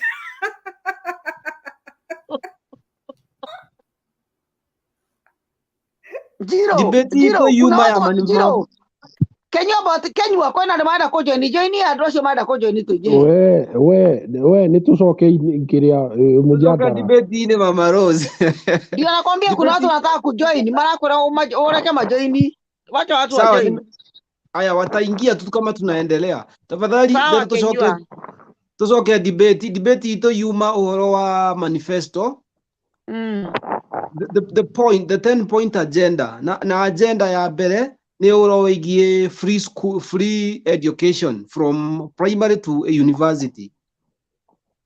Aya the second agenda tuinayo aha ni uhoro wigie industrialization, kuanza viwanda huku kwa inchi, tuanze kutengeneza vitu zetu sisi hapa inchini sisi wenyewe. So then to take those two turudi kwa debate sasa. So Mama Rose, hata naanza na wewe uhoro wigie anza na mimi uhoro wigie free education ya primary to university. Okay, by your view free education to me, it can be like this. Niĩ nĩngorire iria rĩa Moi ngĩanjia kwaria na hau na nĩngorire free education ya Moi na ya primary na even today it can continue even to secondary and even to university, but no continue aĩkorwo nĩ tũkũregana na kĩndũ gĩtagwo corruption, tondũ corruption nĩĩninĩte bũrũri witũ. No tarĩu ko andũ othe no macokie indo iria ciothe mũndũ aiyĩte tiga secondary ginya university ando no mathome gwito for free tiga inde ginya university ginya even colleges college ukaigwa mundu eguthie college ukarikia form 4 kondo kwenda kuhota guthie university ugatwaro college tondu warere mathukuru mariko ma college mariko ni makirwo ma polytechnic na andu no matikoragwo na indo ta riu haitoja hau hena polytechnic hau no ndina qualities iria ciagĩrĩirwo tondu gutire na machine tondu ware itingionekana tondu uici waingĩhire no korwo thirikari no nine corruption yothe gutire mwana wa Kenya ũngĩkagwo nĩ ndarĩkire secondary ngĩaga gũthiĩ university na ndirĩ wĩra na nginya ũrevi ũyũ tũrona wa njohi no ũthire tondu nginya mwana ũtarĩ wa university angĩthiĩ polytechnic yake tarwo nĩguo ndĩreciria hĩndĩ ĩngĩ kona nyone a way out utware polytechnic yo hau haitũ ũgũre ngari cigana ona ciana icio cirĩ kũu itarĩ ũndũ irahota kwĩĩkĩra magũrĩrwo na akorwo nĩ macini cia gũtuma nguo magũrĩrwo akorwo nĩ macini cia gũthondeka andũ njuĩrĩ magũrĩrwo akorwo nĩ macini nginya cia nyuthi magũrĩrwo nginya akorwo nĩ ngari cia kũmatwara driving schools gwakora atĩ hau hanyu kaire kau kanyu hena polytechnic ĩna driving school atĩ mwana ũrĩa wothe wanyu ũkaga gũthiĩ na mbere university mwana ũcio nĩ agakorwo arĩ ndereba mwana ũtagakorwo arĩkia form 4 mwana ũcio nĩ harĩa akarĩkĩra thukuru arĩ ndereba nĩ makanika na andũ tondu nginya mawĩra ma moko tũmoerere onamo tondu hana mũndũ ũtarĩ na kĩheo kĩu gĩa gũthiĩ university no mwana ũcio ena kĩheo gĩa gũtuĩka bundi wa mbaũ mwana ũcio ena kĩheo gĩa gũtuĩka makanika mwana ũcio ena kĩheo gĩa gũtuĩka veterinary maũndũ maingĩ no mwana ũcio angĩkorwo angĩoererwo ithuĩ aciari na thirikari ĩteithie mwana ũrĩkũ mwana ũcio no today mwana ũmũthĩ angĩaga kũrĩkia secondary age kũrĩkia nginya 8 age gũthiĩ secondary age gũthiĩ university mwana ũcio nĩ kũũra oragĩra tũngĩketa nĩgetha mwana ũcio ndakae kũũrĩra tũthondeke ma polytechnic mau polytechnic nĩ ĩtũmagĩra wĩra mũingĩ mũno kwĩna andũ marathondeka mariko kamũkũnji na andũ acio nĩ mahanaga their daily bread kwĩna andũ marĩ saloon airĩtu andũ acio nĩ mahanaga their daily bread kũrĩ nginya andũ by the way marathiĩ massage na andũ makahũthia wĩra wa massage mũno na ũmũthĩ wĩra wa massage ũrarecommendwo nĩ ndagĩtarĩ by the way na wĩra wa massage ũrendwo kũgũra gĩtanda na gũtũrĩnia andũ acio ũrĩa mangĩruta wĩra wa massage ũmũthĩ Europe kũrĩ andũ marĩagĩra wĩra wa massage believe it or not Julia no akwĩre kũrĩ na mathaĩrari marĩagĩra wĩra wa massage gũkũ na magathũkũma mbeca nyingĩ mũno yani we have a lot of things kĩnyũthi ndũ saruni ndũ gũtuma nguo maũndũ maingĩ ta mau so tũmĩinie no njũrie thirikari kono ĩtĩkĩre handũ wa gũte mwana atĩ tondũ mwana ndanathoma mwana ona kono abundithio wĩra wa kũhaka ndwara rangi na manicure na pedicure nĩ arũme igana marathiũrũka rĩu ũmũthĩ wĩra ũrutagwo nginya nĩ arũme marathiũrũka ũguo na ikavo mena cutex na nĩũrũkata na ndũ gũthondeka tu ndwara ĩko wĩra ũcio no ũrutwo gĩcagi na ũrĩa ũkĩhota kũrĩma rĩ ona wĩra wothe no kĩheo by the way kũrĩ mũndũ ũngiuga mau mothe nĩ ndikũhota niĩ kwenda gũkorwo ndĩ farmer niĩ nĩ njakĩrwo kĩanga kĩa ngũkũ ndeherwo ngũkũ ciakwa ithano ngũkũ icio ithano ndareherwo mĩera 3 rĩ na njamba 3 rĩ niĩ nĩ ngũciarithania ngũkũ gũkũ kana ũngĩaka niĩ nĩ ngũrĩrwo ng'ombe niĩ ng'ombe ya iria nĩ ngũhota gwĩka atĩ nĩ ngũhota gũtwarithia ng'ombe ya iria na nyendie iria rĩakwa na njerithie ng'ombe cigana ũna ABCD kũrĩ ũngĩkuga nĩ ngũhota kũrĩma kĩmboga na andũ you know mau mothe no mawĩra as long as mũndũ nĩ willing to me ũguo nĩguo niĩ hakwa ingiuga tondũ gũtirĩ wĩra na wĩra that is one agenda kĩu kĩngĩ ũkũrĩtie kĩrĩkũ aya kĩu kĩngiuma ũhoro wĩgiĩ industrialization twĩthondekere indo citũ gũkũ rĩu nacio industrialization nacio no njuge atĩrĩrĩ ũmũthĩ ũyũ rĩ tũrathiĩ tũkagũra thuburia ya mũhĩndĩ kana ya mũcaina ĩrĩa ũroka ũkaigĩrĩra riko ĩkahĩa hau ndagĩka na nuthu tũngĩthomithia ciana citũ wĩra ũcio wa moko ndĩrauga haha atĩ itangi rĩrĩa kũra harĩa handũ ha itangi rĩu gũteo itangi rĩu rĩgathondekwo thuburia tũkagũra thuburia citũ ithuĩ enyewe tũgatiga gũthiĩ kũgũra thuburia cia hĩndĩ na kũrĩa nja tũgethondekera iciko iciko cia kũruga mairio iciko cia kũrĩa tũgethondekera akorwo nĩ icakũri tutatumia Kiswahili. Rose, just a minute. Murko, enda kwa hiyo platform ingine. Hii ni ya Mount Kenya peke yake. inaongea Kikuyu. Kuna hiyo ingine.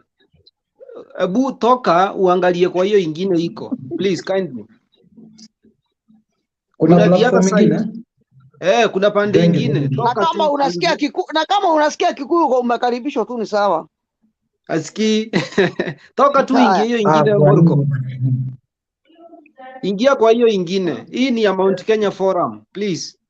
No igwa Kenya ni urejeteketia there is a lot of jobs. Taru akorone ithwe no korwo ndie no ndu munene njui muno no kuri andu marahota gwithondekera nginya mahuri baro ma gutwarithia takataka kuri andu marahota nginya wira wa gutuma ugatuma nguo unique nginya mundu akarigwo kugira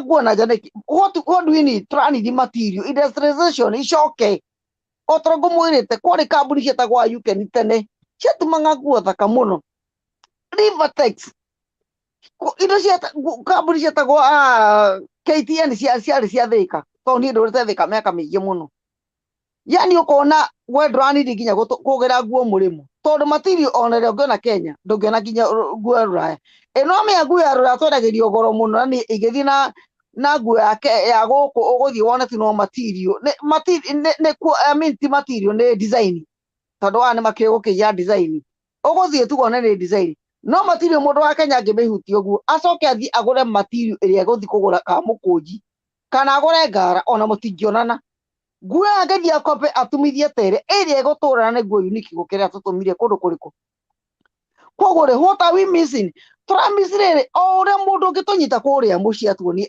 tũtikũgera njĩra tũkũgera njĩra ĩno na ithuĩ tũrenda kĩ tũrenda macini njega tũgũrwo macini ya gũtuma na macini ya zigzag macini ya gũtuma carahani na macini ya zigzag na macini ya kuna tũngĩna maũndũ mau tumere matatũ tũgĩe na macini citũ na tũgĩe na quality na tũcoke twetherwo kĩndũ gĩtagwo atĩa market andũ aitũ matige kũgũra nguo nja magũre in Africa why not tũkorwo tũrĩ mbere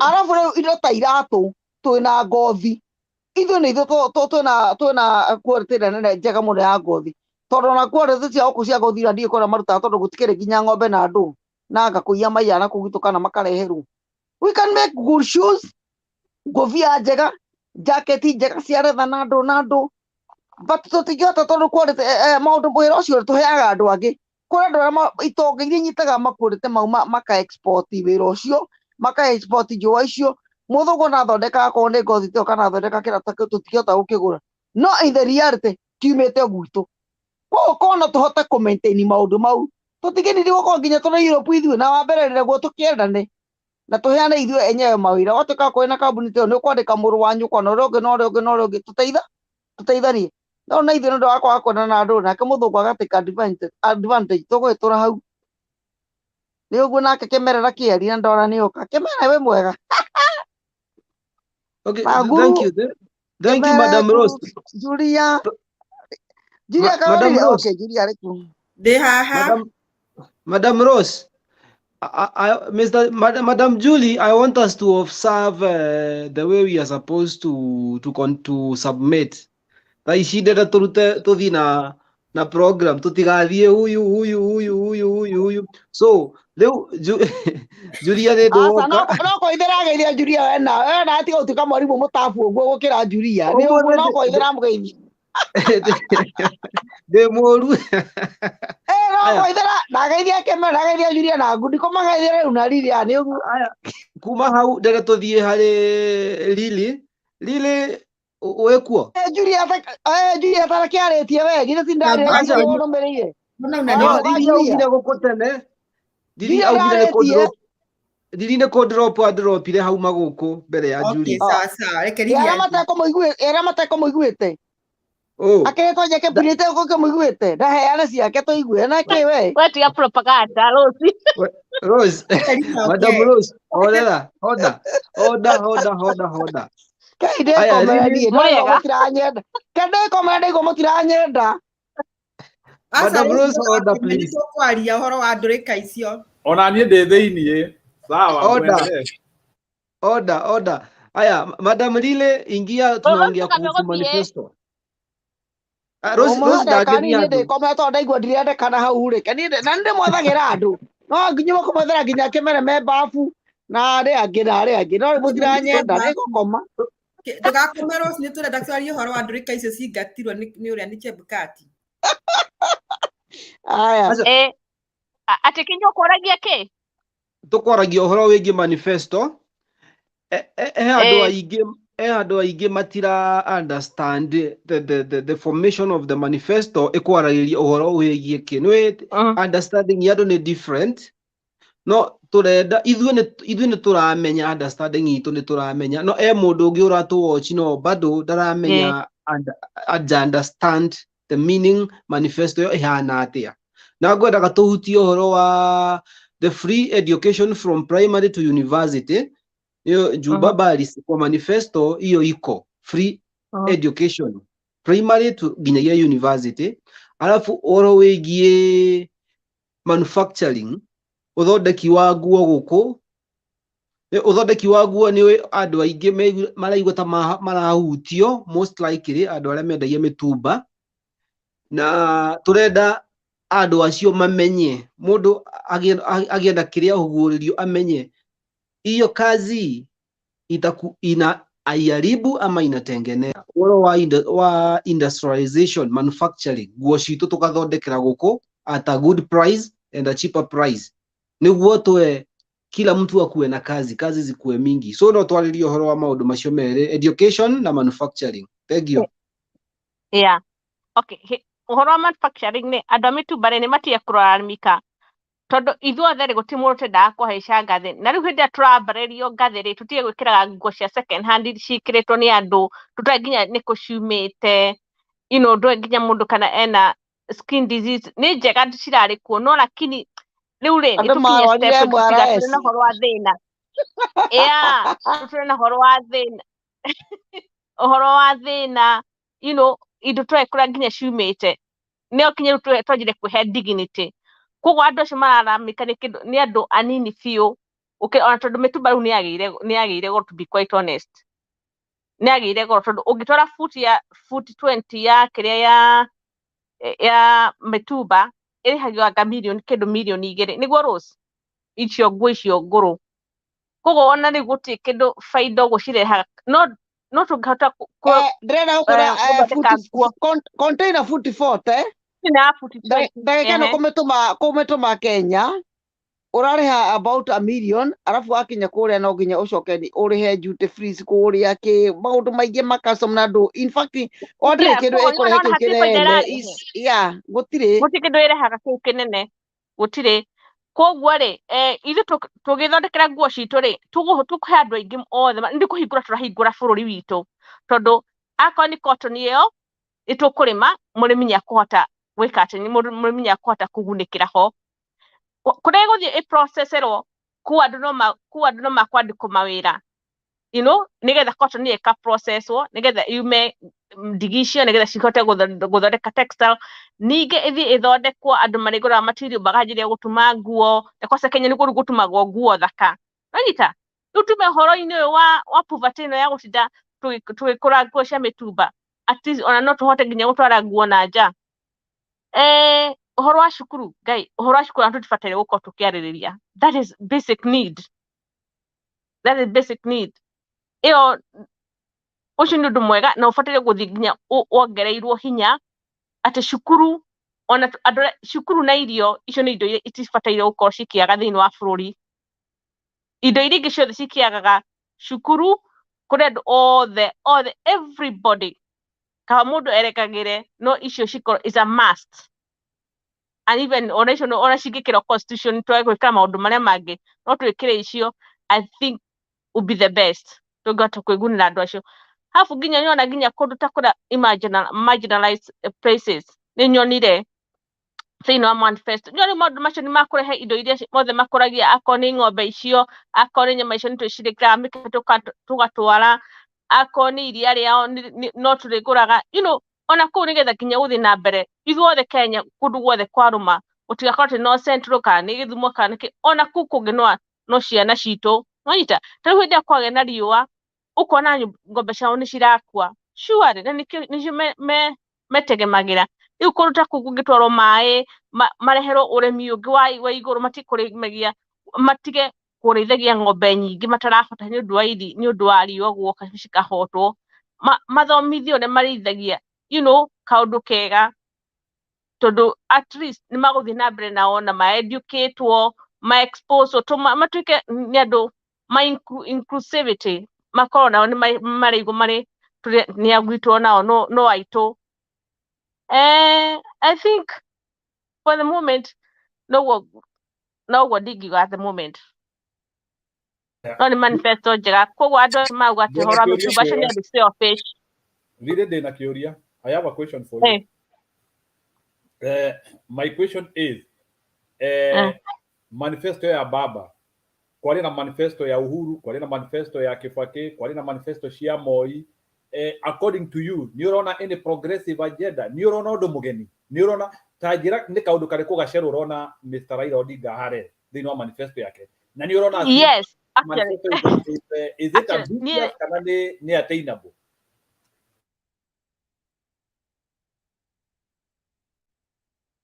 Yes, ni ora ndona ri hani manifesto ino ya launch umuthi ri is a ni continuation otore Uhuru oire manifesto ya indo ile maria ma invested maundu maria Kibaki ambiriirie Uhuru akioerera agitwarithia. So this one I see it as continuity, but no wonder more manifesto ya baba ri dinaria muno about development cia bara indo ta icio ndanenda kuhuti although they are there no ndanauga uhoro ucio no aregire kuhutia tondu wariri mau wariri mari thiini wa agenda ciao mau wariri mekite nikio tanahutia maundu mau tondu nio manjiriirie na maundu macio yeah no muno it is more people focused. It's more people focused. Yeah, that's how I looked at it. Which is much better. Na maundu ma gukuria mundu binafsi, family, socio-economic, yeah. Ndio muno arehire. I want to ask an individual question, both you and both Riri and Mama Rose mutajibu alternatively. Ebu niambie, according to you, ne kaundu kari kuonire kega bata muno thini wa manifesto. Just one thing which you think to you is the key thing in that manifesto as a person. Ne kaundu kari kuonire unataka kuhutiria muno. Need to be quite honest. Ni udurani nyonire na ndaigwa nginya ndi emotion ni andu aria makoragwo nituge ta Maathai, Turkana, those people who are marginalized. Nini njiguira one touch. Mama Rose, yeah. Thini wa manifesto yo kana niki kirakuhutia? Takanyamba njuge atiriri ndiuma kuonie ni ndoka nyuma happy ciakwa icio ni mukunjira kana ngorora video ku kana ku tondu bothe kuma holiday guku gwitu ndatiga happy ciakwa aya bwana Kenyua uhutirio niki kama kwaria ma niki kuhutirio ni nyima ikeno ni ndoka. Okay bwana Kenyua uhutirio niki? Niye ngwaria oro wigie on my part wigie Mount Kenya wigie oro wigie urimi agriculture. Ni uhoro wigie urimi ni hutirie na ndaigua it's a good thing especially with Mount Kenya. Nwe ithuiri andu Mount Kenya ri tu survivaga na urimi wa kahua na macani na indo nyingi cia migunda. Na darora the formation ya kiria manifesto yo ri nyonire mwena wa urimi ni tugufaidika muno andu a Mount Kenya muno ni tugufaidika sana turi andu a Mount Kenya. Na uhoro wigie industrialization because that's undu ucio niguo njui ni wa kurehe kiria the economy itakuja juu tukianza kujifanyia vitu zetu sisi wenyewe hapa nchini. Na niwe nie ndarora ngona Mount Kenya ri ni tugukorwo mbere muno ni riu tu andu akaoha na macani na marigo hizi mandizi hizo vitu zote na avocado. Ta imagine ukorete Mount Kenya tuina viwanda za kutengeneza hizo mandizi, crisps, vitu kama hizo, value addition. Mount Kenya inakuanga na mandizi mingi sana, mashamba za mandizi. Tajira viwanda zikikuwa Mount Kenya za kufanyanga hizo kazi za macrips nini niwe Nairobi. In fact Kenya ona ne marareti horo wa waru uria waru ugikorwo nginya ugithondekwa nganda waga yake ya fertilizer ga something like that na maundu maingĩ muno. All those things, Adwa Mount Kenya, we are benefiting from this thing on big times. Na undu ucio niguo gwetha Adwa Mount Kenya especially aria mararuma na mwena wa comments, they should go keen, waache kupitisha vitu tu kwa upepo. They should listen and focus on which way are we going to benefit. Adwa Mount Kenya most likely arimi makenete muno, na by tomorrow ni radio stations, media, hata ni magocoka maelimisha ado na watu wote wa nyumbani wataelewa hiyo manifesto vizuri, because it's an 84 pages. Yeah, that's true. It's an 84 pages thing, the manifesto, 84 pages. Neko break down the medias na ado ale meko na ongerora haria kama uhure uguo no manifesto ria yarira uhura ugaga atiri one man one sharings uguo noguo uhuru endaga andu a central mateithike na njira ya one way or the other, and that was one of it. Madam Rose ongerora mundu ta urehita Kamau ahari arehita sijui Maina na kana Mobire andu acio Kamau kana Kamau uriku wako hapa kwa comment wanaongea vibaya. Hao watu hawajui maana ya one man one vote one shillings. They don't know. Acio ni wao ni wale watu wanaambiwa vitu tu, hawataki kujua kama jamii yao ita benefit. They want to benefit themselves. Ni andu auda na maturete matugiite mwagire Okay, 1 minute. Kuna kitu kingine najua binadamu kama kuna kitu ambayo anapenda ni status quo. Yani binadamu is resistant to change. Na sometimes change is better. So this idea ya kuga tuno ginya tuikara okura tuturaga, it is wrong. So let's also be people who can accept positive change. So modotoyo ana mobi Kamau, I want to tell you industrialization is progressive, and I can promise you tukianzia kutengeneza magari, all these electronics unaongea hapa, medical equipment, we will be making them.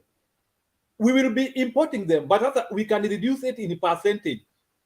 Vandu like ko import gari like 50%, like 100%. You import like 80, you manufacture 20. You go increasing capacity up to next time at our import. So let's be clear on that, please. Before we bring Bwana Kimere, Julia, can you tell us what was most specific to you? Ni horoko ulikuwa hutilia the inwa manifesto ya omode. Is there anything which touched you as a person? Okay, ni gwenda kwaria horo wa gwĩcia kĩrĩa kĩhutĩtie mũno nĩ this concept ya producing our own.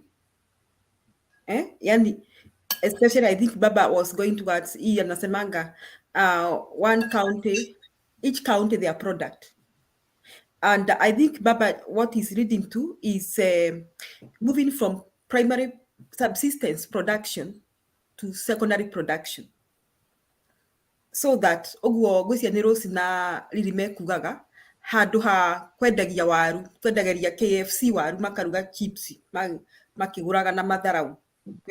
Si nimesikia KFC na nuanga waru na madharau, hata kuna siku kulikuwa na protest juu ya KFC. Hii restaurant inaitwa KFC.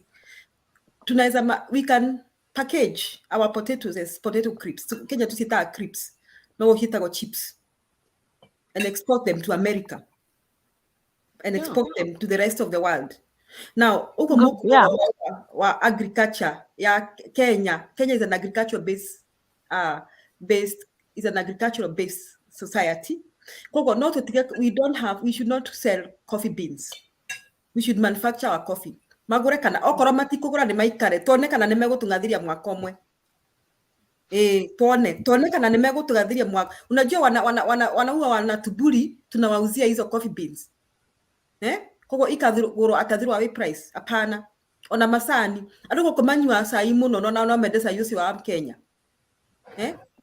we sell manufactured goods, processed products.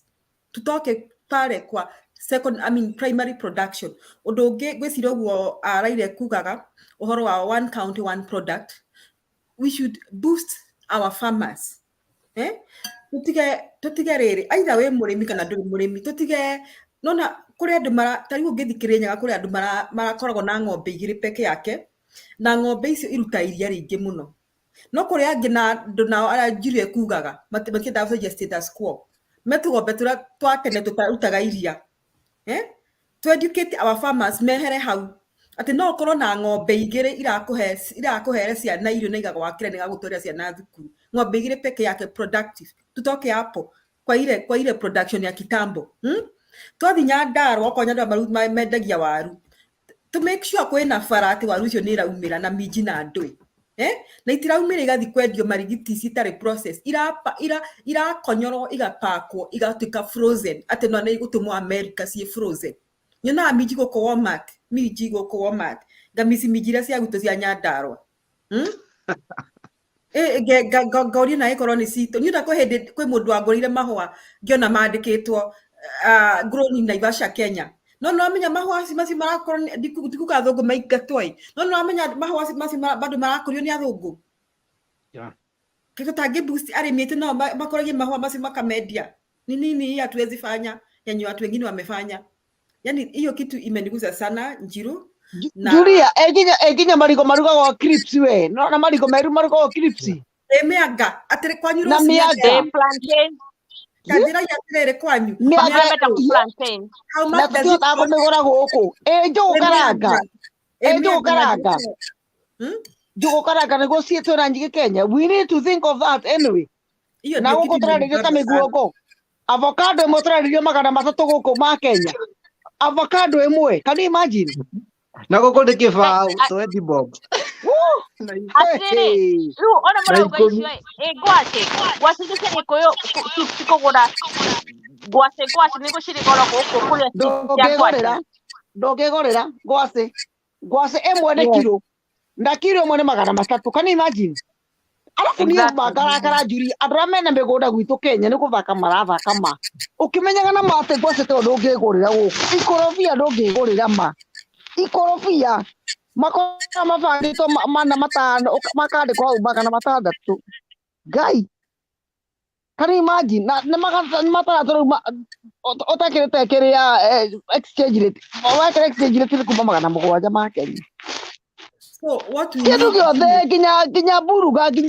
fruit yothe ima Kenya sa gũkũ tũrĩa manyamu watermelon ma Morocco Julia watermelon ya Morocco tondũ nĩyo ĩkĩendetwo gũkũ mũno nĩyo ĩ mũrĩo taki watermelon ng'ima ũguo ũragũra kuma 10,000 na kĩndũ watermelon na twĩnacio Kenya hiyo ndio tunasema thirikari ĩngĩkĩra structures thirikari ĩngĩciria na kũhũthĩra kĩndũ kĩa mbere Julia nĩ gũthira corruption tondũ rĩu waruta icio cigĩtuĩka ciĩna market igũtuĩka nĩ minister ũmwe tu ũrĩa minister wa finance no rĩtũmaga kĩndũ gĩothe kĩrĩa gĩtuĩka kĩna market kũrĩa ũrakorwo nĩ mĩrĩo ĩyagwo nĩ minister ũmwe andũ angĩ othe magakomererio that's the big problem we have no korwo andũ no metĩkĩrio matuĩke atĩ we wĩ mũrĩmi wa makorobia nĩ ũrĩonaga kĩrĩa gĩgĩaku na ndũkahenywo nĩ thirikari we mũrĩmi wa avocado we mũrĩmi ngandamia na nĩguo ngandamia nacio ciĩna goro ngandamia ndũngĩhota kwĩgũrĩra one egg nĩ ciringi 50 ndũngĩhota kwĩgũrĩra makuno nginya andũ Kenya mokĩre makũrie nginya makuno nĩguo makuno Julia gũkũ megoro kwanyu makuno megoro makuno ko andũ no mahote yani thirikari ũkĩria andũ ĩkũrie ũrĩmi wa makuno ũkĩrie ũrĩmi wa irio mboga matunda everything gũtirĩ mũndũ agĩrĩirwo kũina Kenya thĩna ona ũrĩkũ ndinjuga andũ makĩina thĩna garĩrwo nĩ thĩna ũrĩkũ andũ mainaga thirikari ya Kenya nĩ ĩtũrĩre andũ borehole andũ marĩme andũ a Kenya marenda maĩ tu marĩme na corruption ĩthire andũ mathiĩ na mbere na maĩ me manifesto-inĩ wega mũno Raila has explained that very well about water maĩ me manifesto-inĩ tũngĩona maĩ andũ a Kenya tũngĩona maĩ ũrĩmi ũyũ ũngĩ kana nĩ ndare imagine ndare gũkũ itigũrĩkaga kana nĩ ndare niĩ korwo nĩ president ingiuga o itũra o yani o kũndũ gwakorwo kwĩna borehole cigana ũna o kante ega ko na bohoro cigano ate ona maĩ maga tũtigathĩnĩka nĩ maĩ andũ Hiyo ndio one marekere county one product. Mama Rose, andũ marekererio maĩ tu Mama andũ Rose, mangĩrekererio maĩ nginya mboga hiyo ndio ciki one county one product. nginya mboga no cũrie andũ a Kenya maĩ tu Mama Kwani Rose, tu reke Julia arĩkie. Okay, sawa. So uhoro wasi wa one county one product, that was very interesting, Jiro. Na uhoro wa agriculture it's not something that is impossible. Nimrari kana uhoro wa Kimwarero dams na Doi. Mufango ucio nona kwanyu ri mungirora Kenya is not a flat land. Kungiura mbura ri mai macio mathiaga ku korwo no munjire. Moka magakua tĩri witũ mauroretie iria-inĩ. Ekoro mai macio no mategwo. Mai macio mategwo. Mahoragĩra iria kũrĩa gũtarĩ na mĩtĩ mathiaga mothe iria-inĩ. Na magakua tĩri witũ. Tondũ gũtirĩ na mĩtĩ. Ekoro mai macio no mategwo in dams. Icio nicio ciarĩ mĩfano ya Kimwarero dams and the others. Tarora mai ũngĩthiĩ Mwea rĩ kana nĩ mũthiĩte Mwea andũ arĩa makoragwo maũĩ ũhoro wa Mwea rĩ. Me I was surprised kũrora atĩ Mwea nĩ kũrĩ gwĩtagwo these canals, nĩ kũrĩ canals. Tiga rũĩ natural, nĩ kũrĩ canals. Koguo okorwo etagwo mĩtaro matemaga kũ ya gũthondeka mĩcere. Angĩkorwo Mwea nĩ ma-succeedĩte magakũria mũcere on a dry land na canals na damu rĩ. Why we can't succeed? Nĩkĩ gĩtũmaga tũrarĩra ũhoro wa drought northeastern? We don't need to do that. Yeah? Maĩ maya makuaga andũ na gũkũ Nzoia rũĩ rwĩtagwo Nzoia rũngĩtegwo rĩ atĩ maĩ maitũ Kenya marutaga wĩra wa gũtũkua na gũtũtwara hĩndĩ ya mbura. Handũ hakorwo tũmategete tũrĩme nao. No nĩ nĩkĩ nĩ selfishness ĩrĩa ĩkoretwo na atongoria aitũ matingĩhota. Julia ona athi kone mũthũgũ na athiriva ĩyo no divert ĩteithia andũ aingĩ mũno handũ ha gũkorwo ĩgĩtherera oro ũguo. Ĩgĩtwara andũ. So ũngĩrora njũĩ citũ nĩ gũtwara andũ na kwaura mbura maĩ ona kwanyu maĩ manyu mauraga. Inyuĩ reke ituĩke mathabu. Kwanyu maĩ manyu mauraga magaikũrũkĩra mabati manyu magathi makuĩte mũgũnda wanyu. Ona mũtirĩ mweciria atĩ no mũgethe maĩ macio mũmaharvest mũiga matangi-inĩ. Tondũ Kenya tũĩ all of us also we have this disease. Serikali ifanye tuko na hiyo shida ya kwamba hatuwezi kafikiria kitu. Tarora uhoro wa solar energy. We are not even investing in such a thing, solar energy. We can use that for production in the industries. So Kenya, we have so much resources that we can do. The other thing, Mr. Jira, would like that touch me is about free education.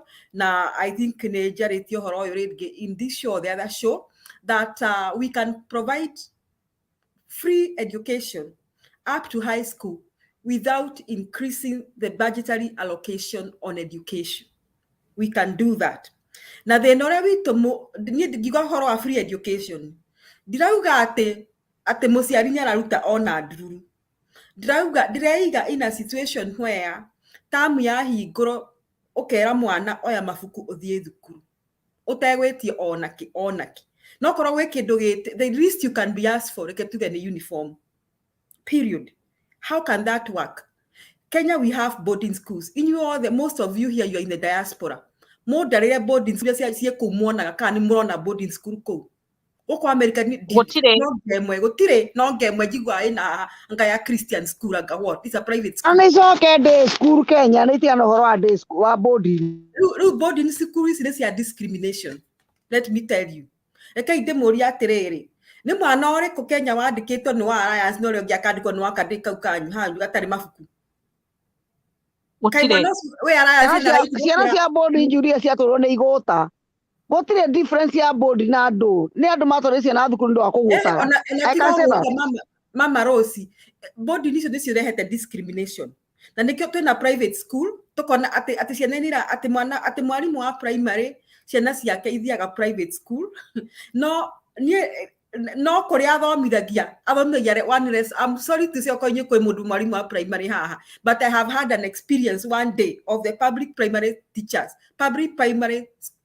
teachers kũrĩ mathomithagia only one lesson per day and they don't care about those children who are going to those schools. Why? because mundu rayo ni kumarugame ndaruta wira wake onake okorwo ni principal headmaster ndonekaga kuu okorwo ni andu county education county directors of education mationekaga kuu. They don't even know why they are employed by the government. So that brings about discrimination. Koko ciana cikatwarwo academy andu arĩa maratwara academy andu arĩa marabondi guthii academy. Ciana ciathiĩ academy ni cirahota gwĩtwo alliance na no ciraheo ma scholarship ni ya Equity. Is that fair? Me I would propose this to Baba's government that next year, next academic year, let children walk to the nearest school. Kana wina magana mana, kana matatu, kana meri.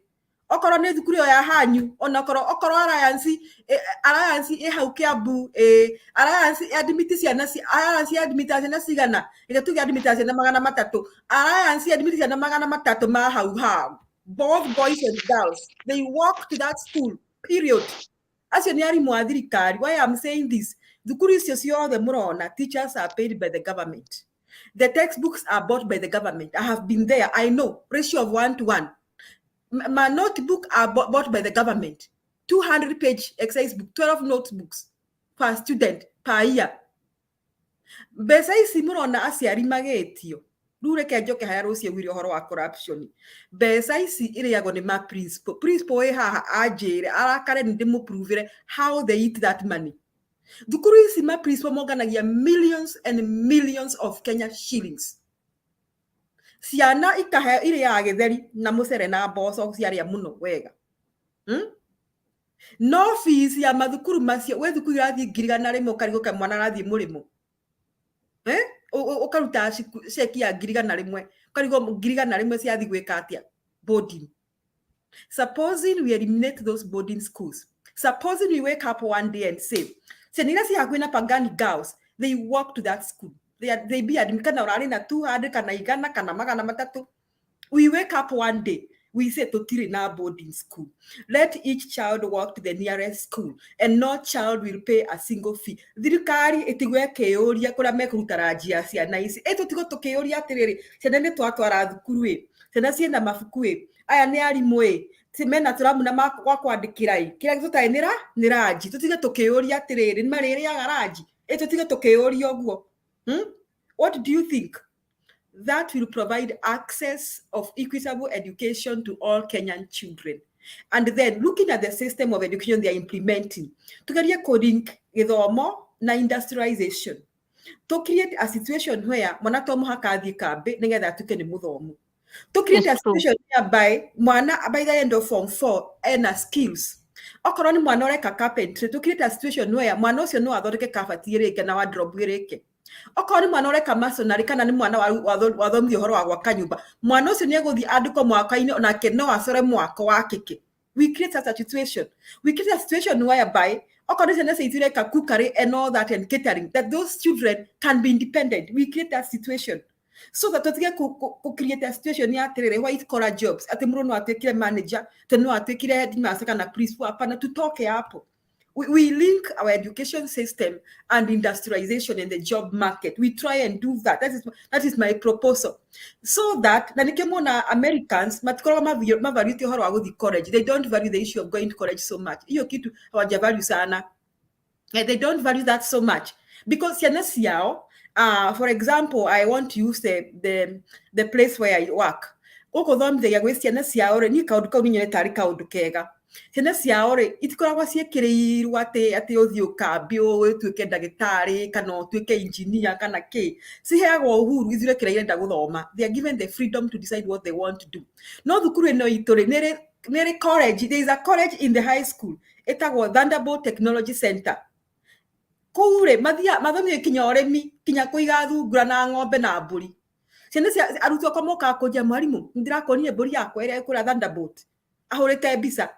Onetio kinya kurera mburi iyo na kumitumberia tuike mburi ciare nerere mwana mwana ucio agoka kaje mwarimu ni wamenya nie ndirenda gutuika murimi nie ndirenda guthi college no mwana ucio ari high school but he's so skilled you know, ari high school but he's so skilled graduate hara form 4 anajitegemea. Mimi, that is my suggestion and I hope that Baba will take that route. Ate our education system etuike tenira produce na independent children who can depend. Tokoro to another white collar job, blue collar job. Metagwa blue collar job, white collar job. Julia gekuhunga mkono no ngwire guku gwitu mwana aiko mwarimu akena mwana waku ndangihota gukinya university kana nduri agwitaga mwina mwana akwira mwana ndukamutindike ndeke mwana wathie polytechnic kana eke kaundu kangi na ndukarigireti nene ndu ingi muno mateithikire na njira iyo no ritho to da ku insist mwana othi university kiatia mwana ucio akama atari kiru aramenya. That's why we have CBC right now in Kenya. Na hiyo CBC Ruto wanasema wataiondoa wakiingia. Na CBC inafanya kwani wanaingia? Ai. Ruto ndivyo Ruto wamesema hivyo wataabolish wakiingia hiyo kitu watatoa mambo ya CBC. And the CBC inasaidia mtu kujua huyu mtoto nini anaweza fanya bila kusukumiwa.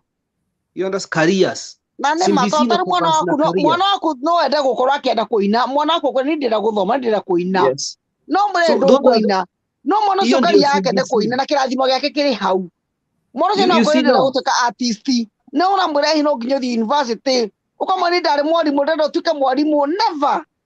Sasa UDA they are threatening to withdraw that thing. UDA wanasema wataitoa. Even ndivyo UDA inasema. Now I'm going to say here categorically, for the things to be expensive, the people who complains, they are the people who watoto wao wako private. Serikali ikitoa kitu, hao ndio wanasikianga uzito njuu. Private school, it's a business. They will ask you for everything. Na nikiona itwe kama ona twina thira tondu wa riri we wafocire mwana waku athie wira wa ndagitari na ndari ndagitari mundu ucio tondu arithiaga tu atinda ro hau aroraga nginya mundu oka hau uguo mundu oka murwaru Ruto na talent ya ndagitari tondu Collins ingita mwarimu na ndagitari nicio ni Collins, let me tell you. Na utari na Collins yo na mwana angi uka mwana ng'ombe ndukaka kumuhikwa ndukaka kumuika undu na mundu oka hau mundu murwaru ono ko tondu na Collins ona mundu ucio ne ukwa uo mwirori because that is not your calling. Mundu nere kwathie karu Collins ira enayo tondu o mundu thini wa thino tutigituka ithuothe arimu tutigituka othe borithi tutigituka othe accountant o mundu ari Collins yake na no gora ithuo ciari tukarekeria kuri mundu atiro kuina auta samido marathimirwo ki kuina eko manyina mamera mo guku ndukuina guku tutikora muina yake nake kuri mundu ucaguritwo atuka artist kuri mundu gatuka musician anyway maundu ni maingi na kuno ndio turekeria ciana citu. Yes. Julia reke ngũrie kĩũria niĩ cukuru ũrĩa ndorete Kenya rĩ nĩ nyonete aciari nĩ matuire agũtwara ciana cukuru very very at an early age makamatwara boarding school mwana ona tũramenya nĩ atĩa kana atĩa so the family values ona matiranaga family values ithuĩ twatwaragwo akoo nĩ mũthi mũkarĩithie mũthi mũkaune ngũ mũhate nyũmba mũrore ciana icio ingĩ cianyu mũthiĩ kanitha mũmenye mamu wanyu mũmenye cũcũ wanyu ciana icio ona cikĩrĩkia cukuru ona mũndũ ndaramenya nginya kwĩrugĩra mũndũ ndaramenya nginya kũheana gĩtĩo mũndũ matiramenya na ũnũka ũyũ nĩ cũcũ wanyu kana ũyũ nĩ tata wanyu ũyũ nĩ tata wa tata wanyu those family values nĩ tũra lose mũno thasa nĩ ũndũ wa gũtwaraga ciana cirĩ boarding ona ithuĩ tũrona ciana citwehere tũkorwo tũrĩ free tũhota gũthiĩ matega na maruga na kũrĩa kũngĩ hafu utihedi tukanyitana na ciana icio tondũ mwana ũcio akĩrĩkia form 4 nĩ athiĩte university that's it utihedi mũronanaga nake mĩeri ĩyo ĩrĩ oka mũciĩ kana mweri ũmwe koguo na mũtirĩ na bond na mwana ũcio nĩ hatũrorete ndũrĩ wonaga atĩ maũndũ ũcio nĩ mwarimũ. Really niĩ njugaga atĩrĩrĩ if I'm given just 1 year to decide about the Kenyan education policy nituge nĩ tani ndĩ hakuhĩ na matha ũmũthĩ anjĩre Julia uko tuge cabinet secretary of education na kwambia the next academic year icio body ni mũraigua ingiuga body nĩ ciathira leo let children walk to the nearest school period.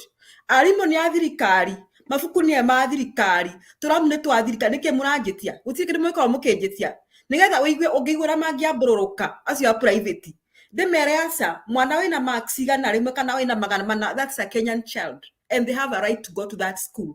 Arimũ a mararĩhwo nĩ thirikari koguo tiga gũtinda ũkĩnja atĩ kwĩ mwana ũrarĩ na magana 5 kana mana let them teach those children so that within 4 years muciari arokira akamenya mwana wakwa arorete thukuru akura kitu zero staff loan staff ni kulipa fee. After that now we sit and decide ciana ici let us give them a chance to study what they want. Nigetha okorwo ni Kenya, let me use Kenya because he's still young. Kenya ni akinya home for Kenya ndarenda guthii kambi, no Kenya ni endete wako to make sure Kenya agikinya home for no acore nyumba so icoreke na ikare thi na mbiririe mwako na ekire foundation foundation to make sure Kenya ndarenda guthii kambi, but he can be a builder.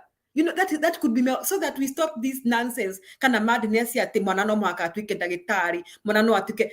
You see what is happening now, my private school mathorete Kenya koko mod ciana cio itakita guthi private school, as that it is like creating a gap between the rich and the poor and expanding it further and further and further and further without caring about ado amareto mama boga ni Ruto. So that is the only, if I would be given a chance, I'm telling you, 4 years will be enough to transform the education system in Kenya. Just 4 years only. At the end of 4 years, mugikaigu andu makigwatania ndai ati guku ni twari ha githomo nigu andu magikagwatanagia ndai mugage itari ndai maragwatania ni moy miaka yo nerathirire ni moy ni twari ha githomo guku Kenya ni moy ni twatigire kuri ha githomo. That is what they will be saying, because already the government is spending money on teachers service commission, arimu acio, all those government schools. And for your information, Kenya, the Kenyan secondary schools, the government schools are still the best performing. Private teachers ya makinyira, which means the teachers are doing their work. Arimu are secondary Kenya, they are doing their work. In fact, Juriari, I support you now go that on a board in the water arimu make and best Maria to your parents. Anyway, this is a magrabo no take my locagia.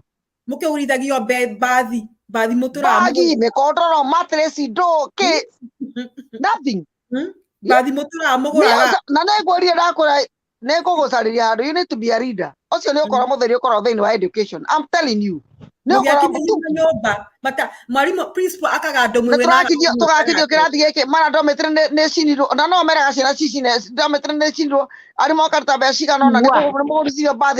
for what?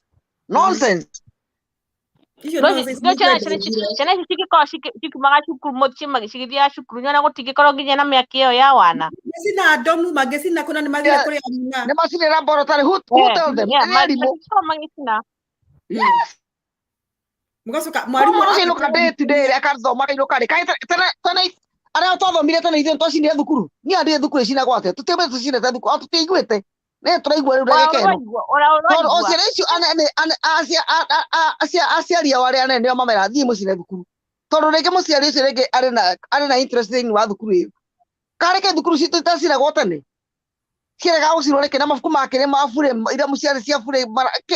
was for free. Why today? I support you 100%. So Kenya, that was my take, Najiro. Education and one county, one product. Okay, sawa. Naona Nguru amelala lakini ni sawa. Itakemere. Okay, Nguru, in 1 minute only, just 1 minute. What is the most important thing ambayo inakuaffect kwa hiyo manifesto wewe personally in 1 minute, alafu Kemere akuja? Nadhani ya kufurahia na nadhani itakuja kupita ni hii mambo ya guaranteed minimum returns, kwa sababu ukulima yetu imeanguka juu ya movement of prices of commodities. Ndio unakuta watu wameabandon, lakini wakisha abandon ukinja cycle ingine unakuta wanapoteza. Kwa hivyo hiyo ni kitu itakuwa ya muhimu na inashika wakulima karibu wote, si Mount Kenya peke yake. Hiyo itakuwa ni kitu ya kusukuma sekta ya agriculture na kupeana kazi na kupeana mapato ambayo ni ya kuridhisha. Hiyo ingine ni kwamba upigani ni kwamba ufisadi utapigana nayo kikamilifu na there should be zero tolerance to corruption. Maana ya hii ni kusema kwamba kuna resources itakuwa na hiyo resources sasa ndio baadaye itawekwa kwa programs za watu za kuendesha maisha. Kwa hivyo niseme kwamba wale wameandika hiyo manifesto wameandika wakiwa na knowledge, wanajua kwamba manifesto lazima iwe na njia ya kutafuta resources ya kupata ili kuendesha hiyo imeandikwa hapo kwa manifesto.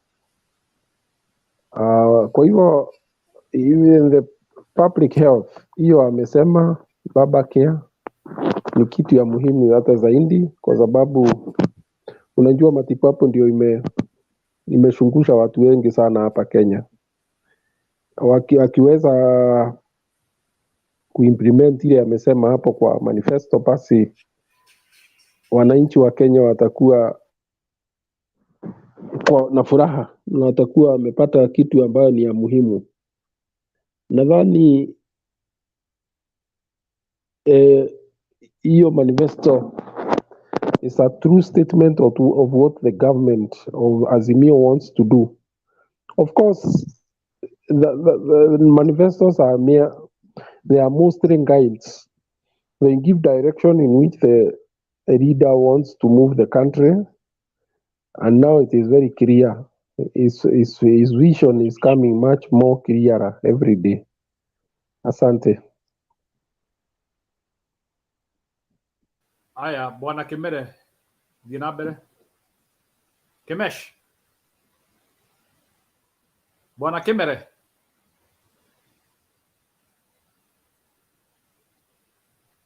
Bwana Kimere. Ndio muigwa.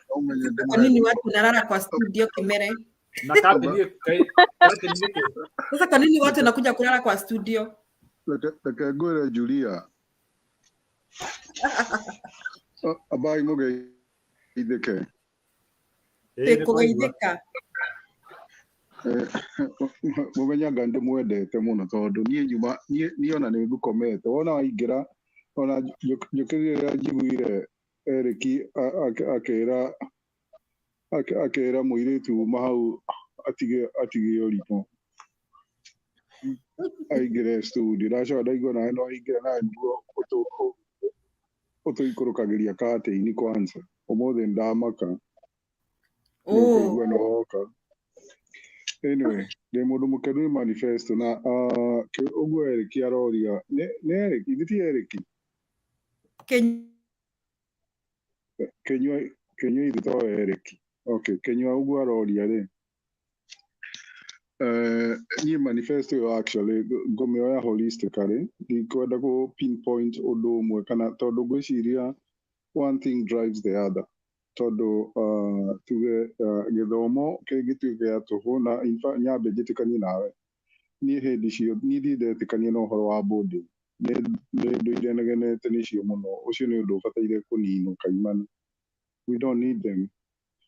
Andu ni mathi cukuru iria hakuhi nao ona cukuru ona kwanza policy ino marehire ati cukuru ici makinationalize cukuru ta Alliance na cukuru ici ciothe iri tumutumu cukuru icio ciothe ngwenda kuririkania andu by the way cukuru icio ciakirwo ni aciari a matura macio mathia makuite mahiga na ciondo gwaka cukuru ici icio ciakirwo hindi ya Kenyatta ni harambe ciekagwo andu nio merutagira atimia makua mahiga na ciondo magithii gwaka cukuru icio ndine ate gokiri gituika ni cia nationalize riu ona ngirora actually ciana cia matura macio iria ithiaga cukuru icio ni anini muno 70% ya ciana iria ithiaga macukuru macio ni cia kuma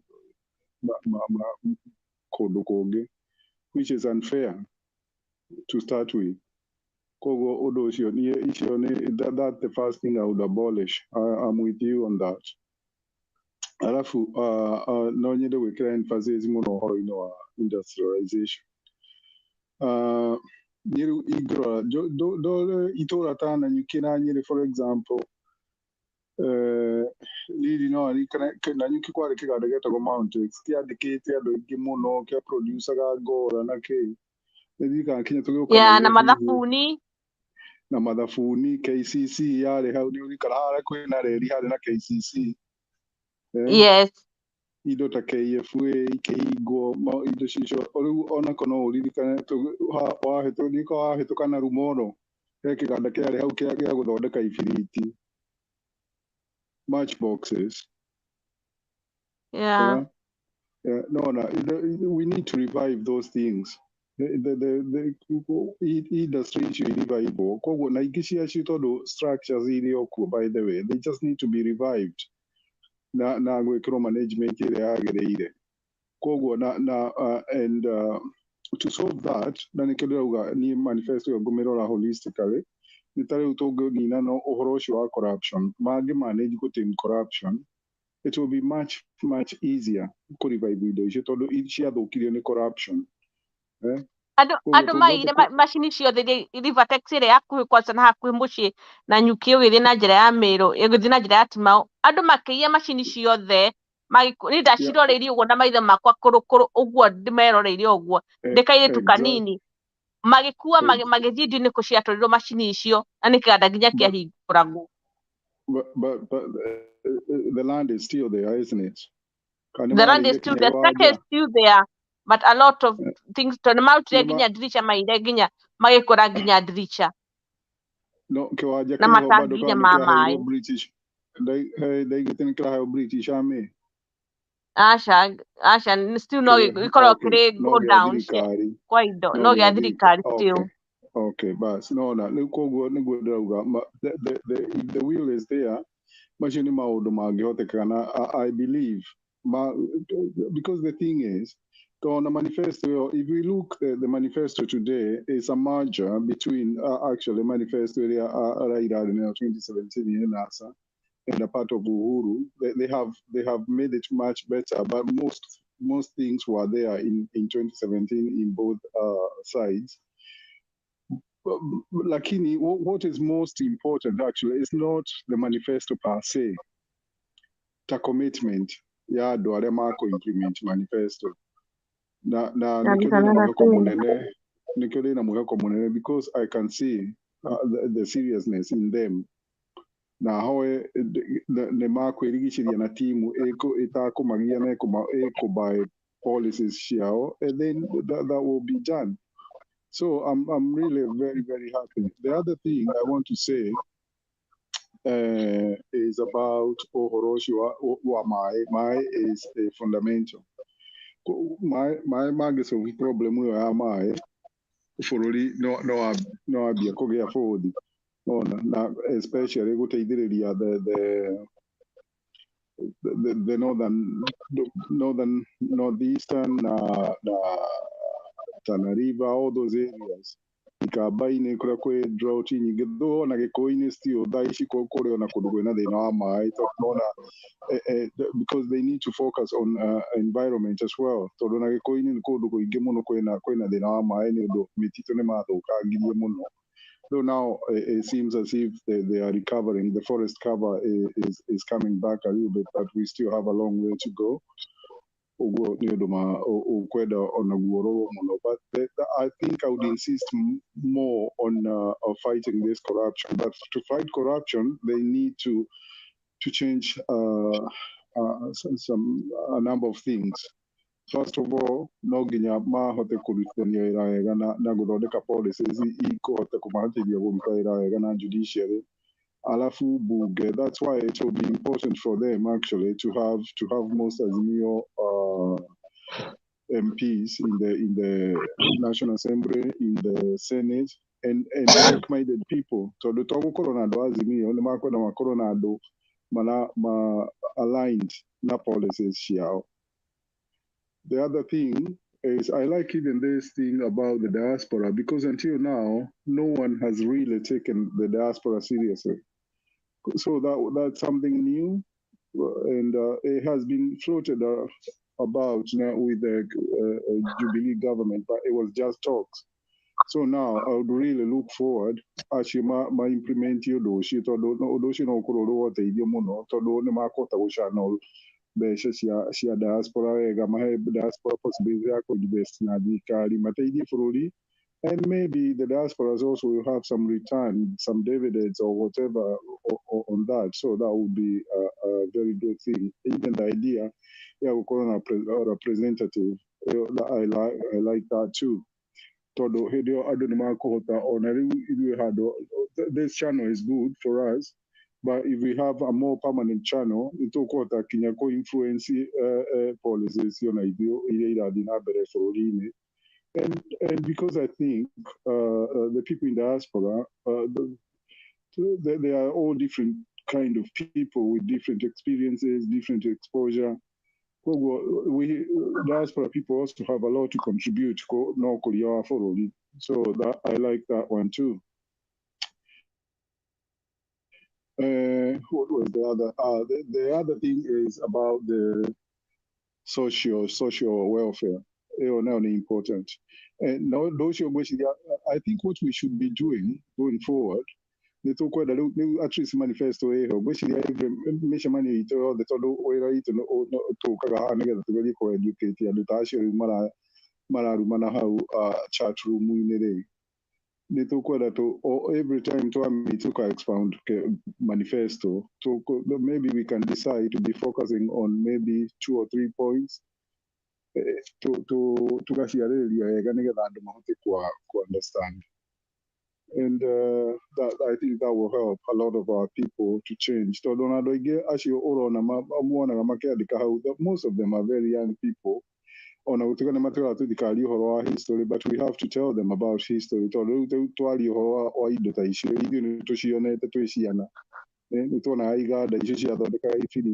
are employing hundreds of people.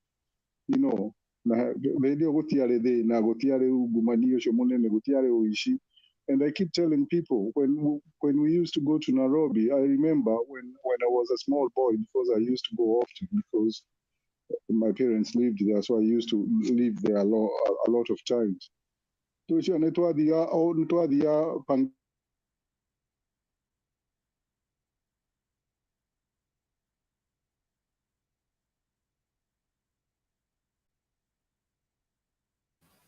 Kimere amepotea. And no one would steal anything.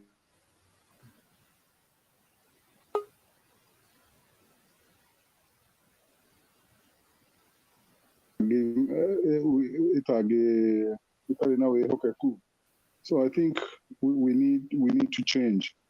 Now, actually manifesto in my quality. It's chapter 6 about integrity and uzalendo. But I think that we need really also to start focusing on teaching that in schools. Julia tatiga golito when okay go media last trainer ko ure no go media go civic ni together my idin to do media go subject yet go say di ka go civics. Do they still teach that in school? Mavama history and government, but I don't think nima material emphasis horo wa things kwe subject yo kitetu edukuru Mr. Kimeres sijui kama ulisoma kwene nilikuwa kusoma alafu ikatolewa ilikuwa inaitwa social ethics. Social ethics, and it was civics. I didn't have to admit civics, I think. Kwani na social ethics no, unfortunately I don't remember either social ethics or CRE. And I think social ethics was doing more of morals and all that. But I think you are right, Mr. Kimere. I think one of the solutions to fight corruption is to make sure to subject ya civics, ya citizenship, uzalendo. Mwana wa nadharia kero kuya ni oru, kuya sukari ni oru. You see that kind of indoctrination. Kuhenania ni oru. I want to tell you something. I was in a school called Mutira Girls, and one of the things we taught those girls, it is your right to be taught. It is your right to be taught quality education. It is your right to be taught effectively.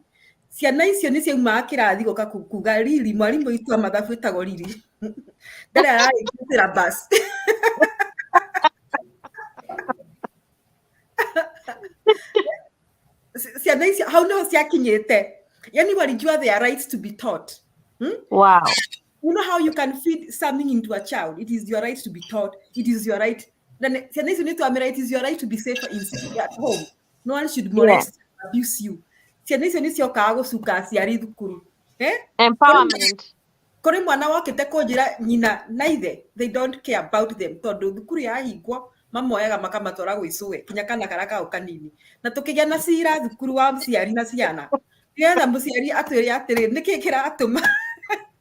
You know, they knew their rights, and you see that is what we were doing the right thing as educators.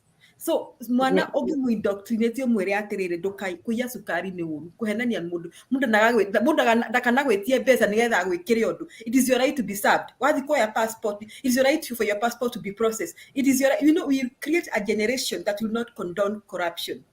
That is what we are going to, that is the kind of a generation we are going to create.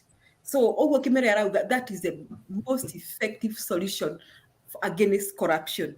Tokuge with another generation eyoe ati ndukahenie mundu ndukaiye kindu kia mundu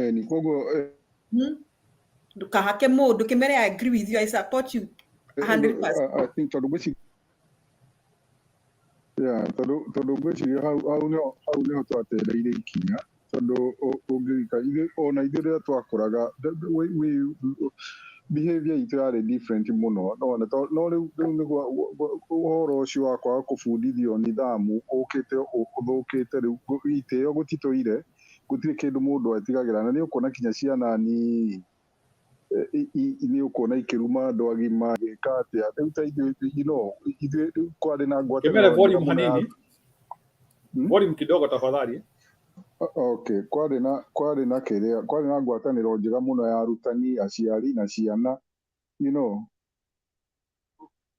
No ũhoro ũcio ũgĩũka ũthirĩte rĩu gĩtĩo gũtirĩ no nginya tũcokie gĩtĩo kĩu na gĩtĩo kĩu gĩgũka gĩũke kũrĩ andũ akũrũ, kũrĩ arutani, kũrĩ ciana na kũrĩ gũtĩa bũrũri no tondũ hau noho kinya wendo wa bũrũri worĩire. Because people gũtirĩ values makoragwo nacio na irĩkũ. So we need, ũcio nĩ ũndũ tũkwenda twĩkĩre emphasis mũno. And na ngwĩciria all adults, especially parents, nĩ makwenda no nginya mekĩre bidii ũndũ-inĩ ũcio. Koguo na andũ aya mararumana harĩ, I think we need, nĩ tũkwenda tũma-educate mũno. Niĩ ndikuoya nĩ ngũthiĩ na different tangent. Ndikuga ta Rose tũmaingate tondũ nĩ aunda kake. I think we need to talk to them. No, Mr. Kimereri. Ndenda mũnjĩre mũndũ ta ũcio ũrehĩta hana Mombiri anaweza kuwa ni mtu anaweza elimisha mtoto akuwe na heshima. No, ni mũndũ ciana ciake cingĩkorwo na heshima. Enyo, wacha nikwambie mimi huyu naona kama ni msichana, if I'm not very wrong. Ni mdogo, ni msichana mdogo. Less than 30 or most likely less than 35. Ana Mombi, I think I'm not very wrong. One of the things inamsumbua ni ignorance. Unaona chenye amefanya mũirĩtu ũrĩ kĩrĩa kĩte maona ti kwenda nĩ gũkora akakora andũ makĩhenania makĩiya menda gũthiĩ menda kũheo license makahakana. Ĩyo nĩyo kachi, gũtirĩ kachi ĩngĩ o itige ĩyo. Nũona ona ndareciria kwĩna ararigwo nĩkĩ Kimere arauga haha atĩ ndũngĩhenania na. She has nothing actually, anatari kĩndũ no thimũ tu na data. TV yetu kuandika hivyo, anaandika sana. Imagine Mwaura, huyu msichana, me, I want you to empathize with her and understand the level of ignorance in Kenyans. So what is happening to her? She doesn't know any other culture. She only knows the culture ya Hongo, ya Ruto, na kuheo besta tuhumwa dhimesema. That is the thing she knows. Nishamfuata, nimemuona, nishamfuata kwa page yake. Ni msichana mdogo huyo, ni simu tu na bundles ako nazo. Hana kitu ingine ya kulose. So gari mutika mukodem muno. Momo nyiti atirere atene ugo Kimere arauga. What she needs is information. What she needs is to be educated. And even the courses we are going to introduce in the universities should be kwe course modu adroma diteka abere we course modu etagwo communication skills na course yegetagwo ya adona make the course ya computer kabi. I mean, like you need to have communication skills. So some of the things that the courses should be taken to colleges right now for our youngsters is about uzalendo and good citizenship. These youngsters, it is not okay to bribe.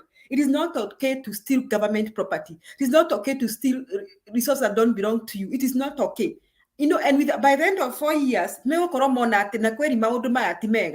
that is the biggest problem with this young lady. That is why she's writing all the nonsense she's writing. Si kupenda kwake mane kuliona kukega kana kuligwa pio. But ungiona akiandika she has some level ya intimidation also. Nitakuwa arenda gutukiria. Kwa penzi yake, listen. Hawezi. Mr. Julia. Hello. Kaunti yake ameandika tu mambo za matusi tu, hakuna kitu ingine. Kwa Facebook yake ni matusi tu. Na asimsumbue sana. Tondu gutukiria ndangitukiria ri. Gutukiria ndangihota gutukiria nikio ndiramwira. Okay, Kogi, endelea. What we need to do is persuade her to really listen and understand. No, tondu riri reke inde mwire undu umwe. Nona muiritu ta ucio ri ni aguthii na mbere na kwandika irubi na whatever. No ndu no araigua uria turaria. No araigua uria turaria ti ati ndaraigua. Yeah, at some point riri wiki ri undu ucio no ukurizonate meciria-ini make, and you know, we still challenge her ona hatibota gucokanira ni agucoka ecirie na ecokere maundu maria aigua, and she'll filter whatever she wants to capture from that. Believe me, because ni mundu mugi ni agwicokera.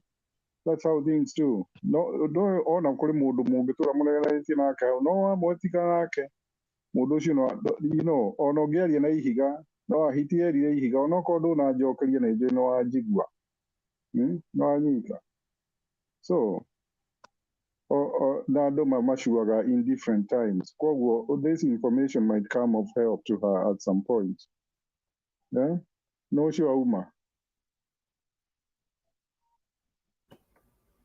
sijui ni nani ametoka. La Nelili wauma. Nelili. Maybe ameenda kwa ile ingine. No, si kwa hiyo ingine nige shift rocio ona ndea kwe kuma ndo ikwanyu note na inyue. Hizi ni ende toma era Mr. Kimere. I know nike tora na go na wewe nike tutashemanagia Na watu watoe curtain bwana. No, Jiro ni ndegitanda na ni horetie thitima, that's why. Mr. Kimere ako kwa bench. Kama malizia sasa. Ni ne gukomete no, so ni ona riu actually uria ngwika ri gwicia ni ngumugira uhoro tondu gwitu ni thaa thita irorete na ni njukagira 5:30, so I really need to go to sleep. Enda ukalale Kimere, kama unaamka saa 5:30 thio ukome we. Ni kama ndona ni acokana ni akurite kama ugeithika. Anyway, Ndeka bwana Kimere koigi. No uje ijiri we kwanza we gutigeire wira munene muno. Nikio ndera kinywa atiriri tuiri tutu na andu ame ithu na Julia ria tuoneka tugoka tuka challenge andu na inyo mwe ground ri ithu turutite wira muno. In fact, I can tell you one of the things na Jiro ndari ground inyo mwe ground burute wira fio guku ri tari gwitu ri tuokare Kamau wana tuoka ithuothe tugacemania tunyue na cai Kamakis ni twaritie horo ucio wa kanyama haria Kamakis ni mutia Kamakis Mr. Kamau ni tuli celebrate baba your place tuji Kamakis na Julia ri wabanga thabari umenya nĩniĩ ngakorwo wĩ wa mbere kũmenyithia tafadhali. Nitakwambia. Yule ukuga kaitu akoreta. Weke stop over miene no. Kwanja kwĩ hĩndĩ ngĩraga ndege ciĩritagia igagera kũu ndika nĩ kwĩritia kana. Aca rĩu ona ti kwĩrita rĩu igakorwo rĩ deliberate. Sawa. Tutaongea. Rosi gĩtiragua ũndũ ũguo. Ithe ti Kenyua mũgiriria Rosi nĩ agũtũheaga ũhoro ekĩrwo break nĩ Kenyua. Okay. Kemanino arie, then others to come also. Okay, poleni reke kama wali rĩu waria ihoro wa ndũrĩka nĩ ngũthikĩrĩria hanini no nĩ ndauma nini Rugambe guthi mwana koigi nĩgetha rĩrĩ Bwana Kamau, I want to ask you a question, eh? Bwana Kamau, as unachangia, I want to ask you a question, eh? Ask me as many questions as you want, Bwana Njiru. Hii manifesto kwanza ni kitu gani imekuguza wewe mwenyewe specifically unasema now Baba has got it? That is one. Then question number 2, how do you think manifesto ya Baba, is it realistic, is it achievable within the next 5 years? Okay, Misha, within your own judgment, you know, within 5 years target to achieve it, even the 70% ya manifesto. We know it is impossible to achieve 100, but can it have an efficiency rate ya 70%? Ogeje rogo no gene.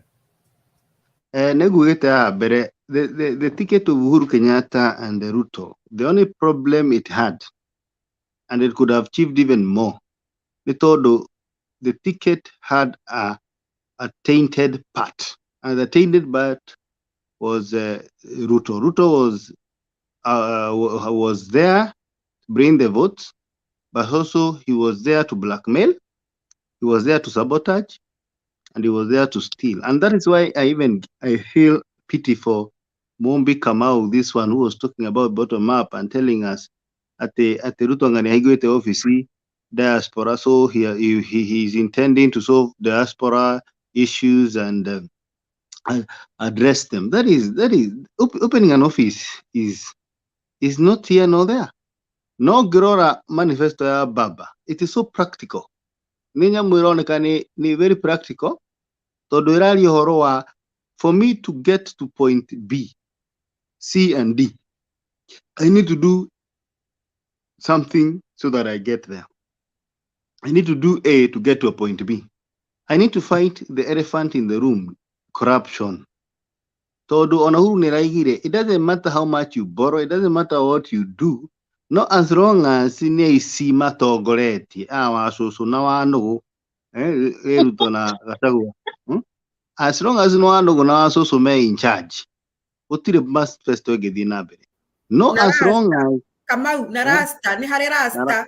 Na rasta. Mari orumo no adu asio no lidikane. Mahangaisha bũrũri wa Kenya. And therefore, when the leadership is faulty, when the ticket is faulty, it is impossible to fulfill the manifesto.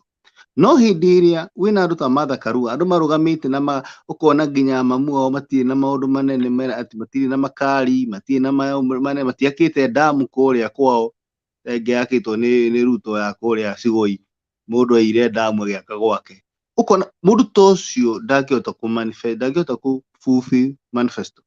Na nikio ndeigua thithi na ngaigua thoni ndona Mumbi aitera maundu ma bottom up ngaigua mundu uyu niki ni IQ nini because I think I have been analyzing adu ama support UDA in Mount Kenya.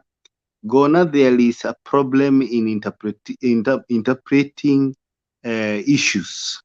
Mundu oiretwo turautwo bottom tutwaro up no ndareuria atiriri bottom ino no waturehire to start with tondu no korwo we bottom ni undu wa maundu maria marathi na mbere no mundu ucio akurehire hau bottom ine ri aucoka kuoya ate agutware up ni ngano cia andu aria mariaga muguka icio ni ngano njega muno cia andu aria maranywa njohi nigetha mako entertain meciria mao. They are not practical na ndegwa kiori horo wa big 4 na big 4 yo noyo andu acio marire mena Kimani wa Icung'wa magithie makibudgetera mbia big 4 magicinina riu mena matege maingi muno mundu tocio na ndege 10 5 cia chopa no kona that is where the problem is. No ni gwenda hogwari horo wa diaspora because adore manafuata muno if Baba wants to have an immediate impact in the first 3 years no mwaka corona indo iria cireka ciukorwo si very sikwa cost ki affect andu ingi in one go. For example, number 1, no mwaka asiri kindu gitagwo corruption na mwaria horo wa software uria mundu agirwo no guthomithio na arutwo maundu ma gwika na ethics. But that is one. But the second thing ni ngoragwo ngirora, for example, the idea of national youth service. The idea of national youth service is a very good idea. So the national youth service andu matwaragwo yagirirwo korwo ithondeketwo in such a way ati maundu maria mareha corruption Kenya ni maundu ma tendering, particularly tendering. Hau niho problem ikoragwo iho nene. Ukona ati an institution like parliament, an institution like parastatal ni rathi igetha security company ya mundu arafu ya mwetha ri mundu ucio agaqualify akarehe andu personnel ku makorwo makiprovide security, no CEO wa parastatal agacoka na thutha agathi kwi mwene kambuni iria akamwira no amenya ni ndiakuire tenda ina mbia koguo negera milioni 200 na 300. Ukona corruption ni yathi na mbere. No ni ndoraga national service ni provider security kuruta KICC.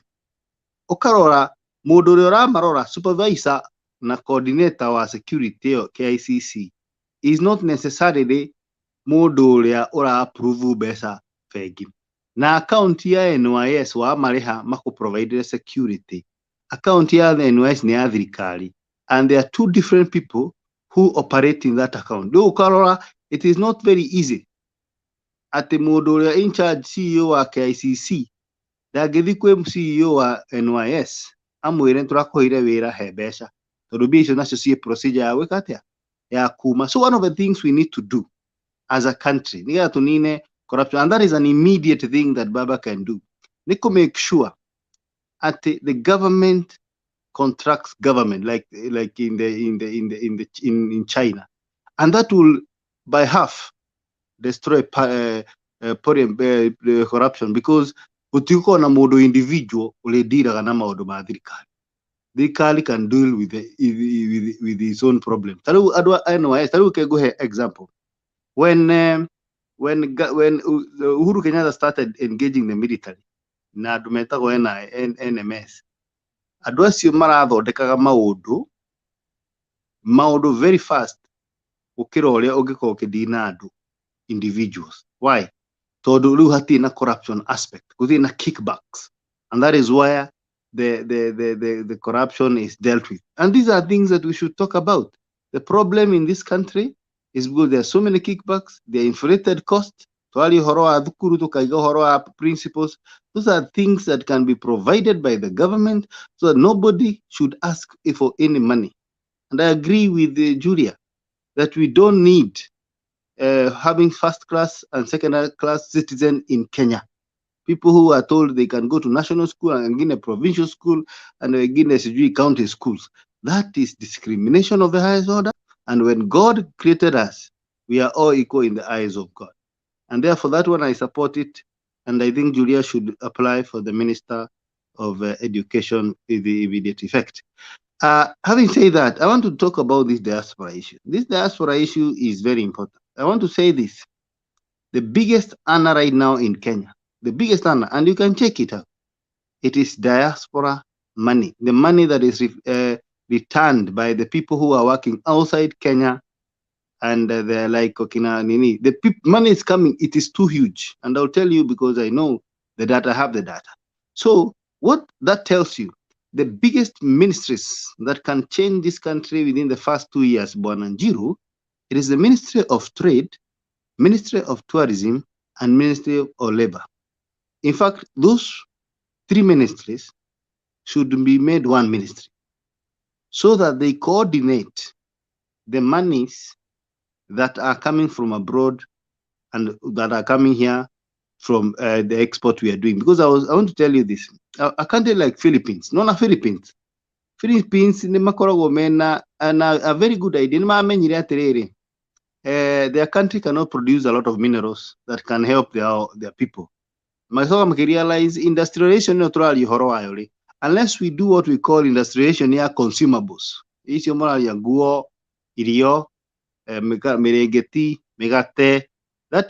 an industry that they are talking. we can operationalize those ones because we still need demand. We need sugar, we need food, we need clothes, we need shoes. No industry ya guthondeka ndege, gari, thimo. That one, I don't think we can even achieve it in the next 50 years. But that doesn't mean we cannot participate in producing it. So the kuruta India, kuruta even Ethiopia. Right now, the marai kwipo na knowledge ya guthondeka thimo na makabuni manene ma Samsung mathondeka thimo. Mauka magathondeka industrial park kou. Riu cigakorwo cirathondekerwo kou no gacoka cigeka cika export all over the world.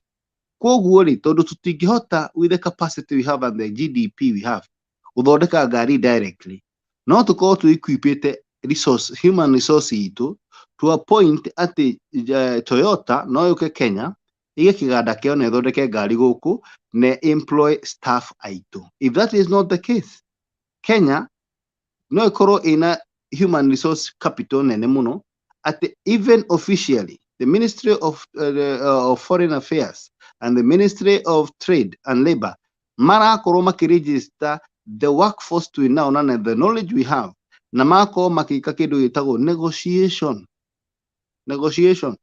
na maika kindu gitagwo sourcing of work for these people. Akinya handu ati hĩndĩ ya mũndũ president arathiũrũka thĩ ng'ima ndathi kwaria ũhoro wa maũndũ ma bilateral matarameka nĩ magũthi nakũ, arathi bũrũri aramenya kũu andũ akwa no ndware andũ milioni 1 kana 100,000 tondu ta Botswana, I'll tell you for free, and Julia can even attest to this because he's a teacher. Kundu gukorwo na thina wa guthomi wa arimũ a gĩthũngũ a gĩthweri nĩ Botswana. Rĩu andũ a Kenya na switches Mr. Kamau. Yes, ukoraga andũ aingĩ a Kenya marastruggle guthi. I mean, there's work there, they are paid well. No korwo ati na government enabler kati mundu uramateithia even to get that job there. So you see, there's so many opportunities of Kenya that can impact the country immediately, but we find ourselves struggling as individuals to get to that place so that you work or to do something. So what Baba should do, the first thing he should do, is to make sure that the resources we have, because we are very highly resourced, our human resources too high, to utilized. Na mundu ule othe below 35, he has a placement, whether in an industry that has been started by the government, an industry started by international players, and at the end of the day, within 2-3 years, then the job market will, with the unemployment in Kenya will have been dealt with. I hope Nero have answered you.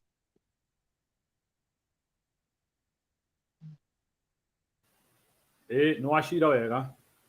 Yeah, I think that one is good. Kuna kakitu. Okay, let me add something brief in response. Very good analysis. Okay. Okay, Bwana Kogi, that one is okay. Okay. We appreciate your availability. On Friday. Okay, you can make your conclusion in 1 minute, then go ahead. Just make your conclusion in 1 minute, please. You're not good. No. I just like the analysis here come out, and actually you are all contributing very well. So you're all educating us, and that's why we are here for educating people. So what I would ask you anyway going forward, what we do is we keep educating people, and people like Wamboi, Kimani, they'll internalize those things, and they'll come to understand. Yeah, tuwasamehe na tuendelee kuwafundisha. Sawa sawa. Good night. Good night. Thank you. So I wanted to respond briefly to Madam Anne na some of the people drawn mageka their contribution. But I want us to be a little bit objective. One thing which we want in Kenya, to move the peg a little bit forward. We know that Kenya has been a sleeping giant. We are the people who can actually do a lot. Our people are doing a lot even in the diaspora. We have experts who are making things happen in Europe. We have experts who are making things happen in America. And these people have missed a conducive environment to be productive in Kenya. Yes, I know there are those people who are not even interested, they are even interested in getting a pay cut to come and work in Kenya. But those people have been denied an opportunity. Why? Like, for example, I know people who are very serious computer programmers. No, like things like sensor share gari, sensor share microchips, they are doing a lot. But hao watu wakikuja Kenya, ile kazi mingi tuko nayo Kenya ni ya kuwekelea koti pale juu. We do not have an effective service and industry. So unakuta we have a very vibrant resource which cannot be useful in Kenya. Now watu hata tukisema we need these people, our economy has no capacity to absorb them because our economy is more of like a service. Sisi ni watu wa kureceive. We are like a logistic sector whereby sisi tuna concentrate with the receiving. We are just receiving. For example, kuna kitu najaribu kuambia Ana hapa. You know, China in 1983, the wealth gap between China and Kenya was almost very close. In the year 1970, China was lower than Nigeria in terms of wealth gap. But today, China wealth is bigger than Africa combined. So what do I mean? Ile kitu najaribu kusema, we just need a radical change. We just need somebody who can come with the things we have not done. Because unajua ignorance or is doing things the same way and expecting different results. So ile kitu Kenya tunahitaji saa hii. Right now we are having close to 13 million people active labor. Watu tunaweza mwaga kwa labor saa hii. The Kenyan government is employing like 1 million people. Private sector is having between 6 to 8 million. So you see, we still have a very big gap ya watu ambao the industry can take them. But now the problem is the industry is sleeping, is not doing a lot. So we just have, and one of the ways which is making the industry not do a lot needs to ya corruption na vitu zingine. Because remember, even Obama said in 2015, kama mlifuata, Obama said any corruption scandal is a job for somebody somewhere. Sababu hiyo pesa ingetumika pahali. So let's try to embrace positivity. Hata kama tunapigana hapa, it doesn't matter whether uko kwa hiyo UDA or you are in Azimio. Let's enlarge the thinking and we look at these issues objectively. Na tuangalie mtu kama Raila Odinga, yes, he has been in the system, amekuwa Kenya as early as 1997, as you say here, but has his ideas been tested? The answer is no. And his ideas, I think his ideas can be given an opportunity by Kenyans, they get tested, and I think we can actually do a lot. So nikimalizia hiyo comment yangu, I just wanted to add something in that. Let me tell you, there is no any country which will be able to achieve its status if it is not willing to do radical changes. Every country, even including America, in the 1920s when there was a lot of World War and World War I and World War II, Franklin D. Roosevelt had to come up with a methodology of making the industry to become a military complex, and they were supplying a lot of equipment and a lot of machinery and also war equipment to Europe, and that is how America became industrialized. It is not the best way to say because they industrialized, they became beneficiaries of war, of other people suffering, but they saw an opportunity of industrializing themselves. And let me tell you, agriculture itself cannot industrialize Kenya. Let me tell you, I want to give you an example because I'm involved in those things. Like, for example, even the reason why even you see when countries like Russia and Germany becoming more competitive. Like, for example, I want to give the price of one jet. One jet, which like Russia makes, like the Sukhoi Su-29, its cost is around $33 million. That one in Kenyan money is close to almost 33 billion. Then that is one Sukhoi. Russia can make like 100 Sukhois in a year, whereas in Kenya the amount of raw materials we are transporting to other countries cannot even equate to 2 Sukhois. So that's why I'm trying to tell you the importance of manufacturing. Manufacturing is big business, big money. So until we go to the level of manufacturing, and as long as we are giving raw materials, we will never stop being the dwarfs in the technology world. So we have to pull up our socks and we have to start becoming big players in the industry. And that big players in the industry is when a presidential candidate is bold enough to say that I want people to start manufacturing tractors. Yes, we can do it. It is very easy. Sababu kama tutaweza kuproduce chuma, the next thing ni vitu kama microchips, sensors pale, then another thing, maybe, and a few other things. I know we cannot do it by ourselves, but we can do collaboration. Hata kama ni Chinese wanataka watatusaidia kutengeneza hizo matrakta. Let those tractors be done in Kenya. But if we just demonize the issue of industrialization na kusema hizo vitu ziwezekani, we will not go anywhere. And I am telling you, hata tukipanda viazi peke yake without doing the second thing, that is the watu nimesikia wakisema hapa value addition, we will not achieve anything. We have to do the second thing.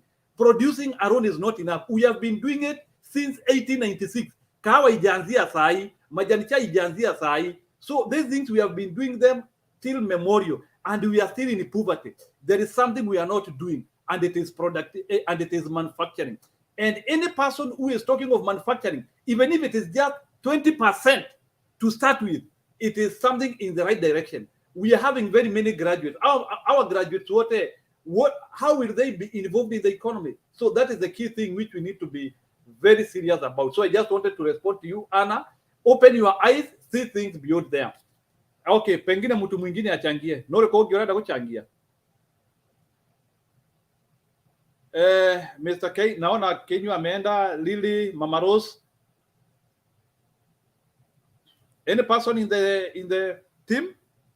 I've just given a small nutshell. Singapore, South Korea, manufacturing. They were once like us. Go ahead. Yes, Jiru. You are saying a very good thing. Unaona, okay, first, Mr. Kamau has analyzed correctly that shida yetu ni kukosa accountability. Unaona, and we misuse a lot of resources. Na ni ile tu tamaa and selfishness in Kenya. Njiru, I never understand why somebody wants to have like 5 houses. Ebu niambieni Mr. Kamau, Mama Rose, Njiru, how many houses can you live in at a time? It's funny. By the way, I also ask myself that question. You know, like this Meru guy, Meru senator who wants to become a governor, he has 200 houses across Kenya. Is he mad or something? We need to think unajua unaweza kuwa na mabibi 20 au mtumia nyumba yake. Kwani mabibi ni chakula utakuwa ukikula kila mmoja? Ama I mean, sikuna ngadira nana. Hapo ya kukura ungesema hiyo Kilo nano dirari. Hiyo ya kukura tiko nana ndirana na Mr. Kamau, lakini ndirenda kwĩyũria atiriri riu na nitwambĩrĩrie gwetha ũtonga Mr. Kamau. Ni ndirarigwa atiriri kai ni ngibatara ũtonga waigana atia ati ndigakua ndiũtige. I know what you mean. Nashanganga nini bana wa Kenya. You only need to be comfortable, to have enough food, food, shelter and clothing. Na nduri mukoro nduri murwaru. Na warora ni urahota guthi thibitari oguo tu. Yo imetosha. So that is the first thing, that we have a lot of selfishness, and that one we should I don't know how we are going to teach that and reteach. Tondu ngirora ona andu aya na guku Mr. Kamauri ona matikoragwo mari atongu tiga riu no igoro wa mundu ta Trump na Trump ni takimukoro oguo ri matikoragwo mari atongu ona ni ona andu aria njui guku mari o nyumba imwe na mahoyaga Ngai magure o nyumba okona aigira nyumba ni iganira ona ndakoragwo akenda gukorwo atina mutongo ateganagwe na mabesa maingi bengi riu ni ndigagwo atiri Kenya ri mundu umwe ni mutongu na ndora kimatire kinya gya kuria muthenya ucio. That is not fair. So I think I want to agree with you. First, one of the things that Baba must do, this is my take, to corruption that has happened before, that is one. But the second thing we should do is to make sure no more corruption. Now, one of the things that Baba and Mother can do, netuge mother, Baba na Mother ni moya Jiro, ni moya Julia, ni moya Mr. Kamau, ni moya Mama Rose na Lily. Mr. Kamau ni mamu he treasury. Mr. Kamau erwa Mr. Kamau toge kwere ohoro. Kure kana gutiure. Besa sio the you have to account for it. Na mwenye already suspect something is going on, Mr. Kamau, you have to act. Tio kaga gutwira ati urecireria ati kuri besa ireirwo anga irathie nako, Mr. Kamau. Ne wambe o act okorwo ni tenda uramenya ni irairwo wambe omirugami wirage munene project ne twaka ande gwako tondu njiru ambiriria gwakari you know you should be proactive. So those cabinet secretaries should be proactive to prevent any further corruption in their ministries. Whatever, let them do what it will take them to prevent it, to be proactive. Neither to get ready. Wabere kumbaraira adana we are not experiencing corruption. Then now we can deal with past corruption cases and try and recover what we can recover. I think that is what we can do. Another thing we can do is that the corruption culture, we can eliminate it by taking that subject to school and teach our children that it is wrong to be corrupt. It is wrong to steal. It is adu makudio ta dawa. Ona rago adu mekege hiranio Mr. Kamau kagwa. Gukorwo na kigeranio kiroko KCSE giakora kia good citizenship nigetha okagwo na gikero na gituike ni compulsory ta mathabu githugu na githweri. It become a compulsory subject. So that andu makundio ta dawa githomo kiu mero atiriri guku ru gutigocoka kuiyo okoro we muicire honoka ringi okoro nduri urahonoka. I think if we do that, we are going to achieve. And I think Mother and the President will have to compromise some of their close allies because some of their close allies are implicated. I think they should be ready for that because I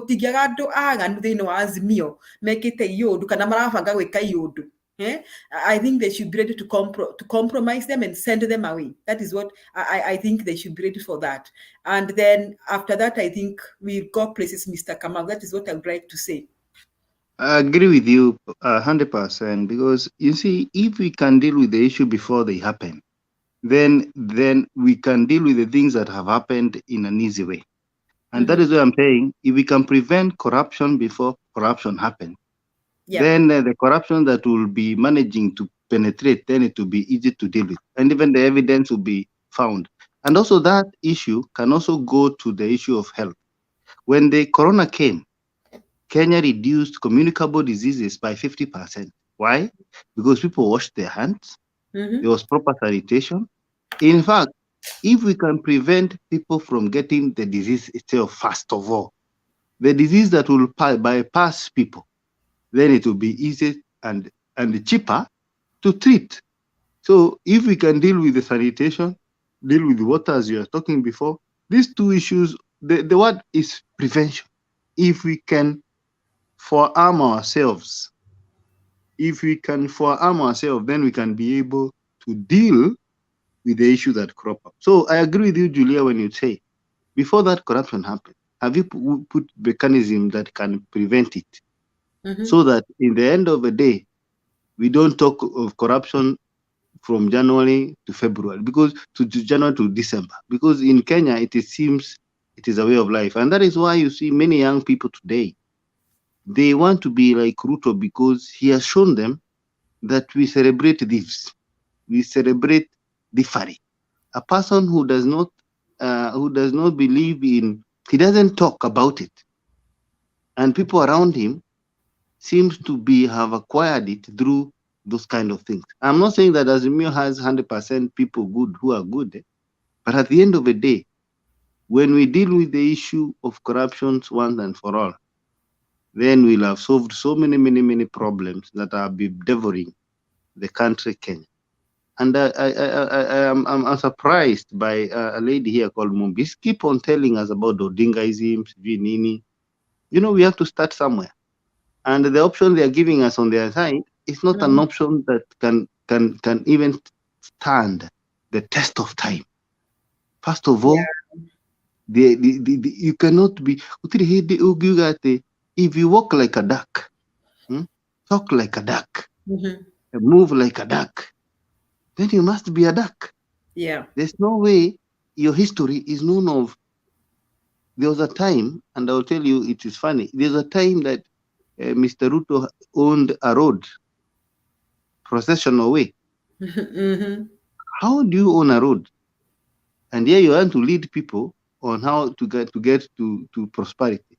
It doesn't work that way. You cannot bewitch me and then treat me. I need to look for treatment somewhere else. Murogi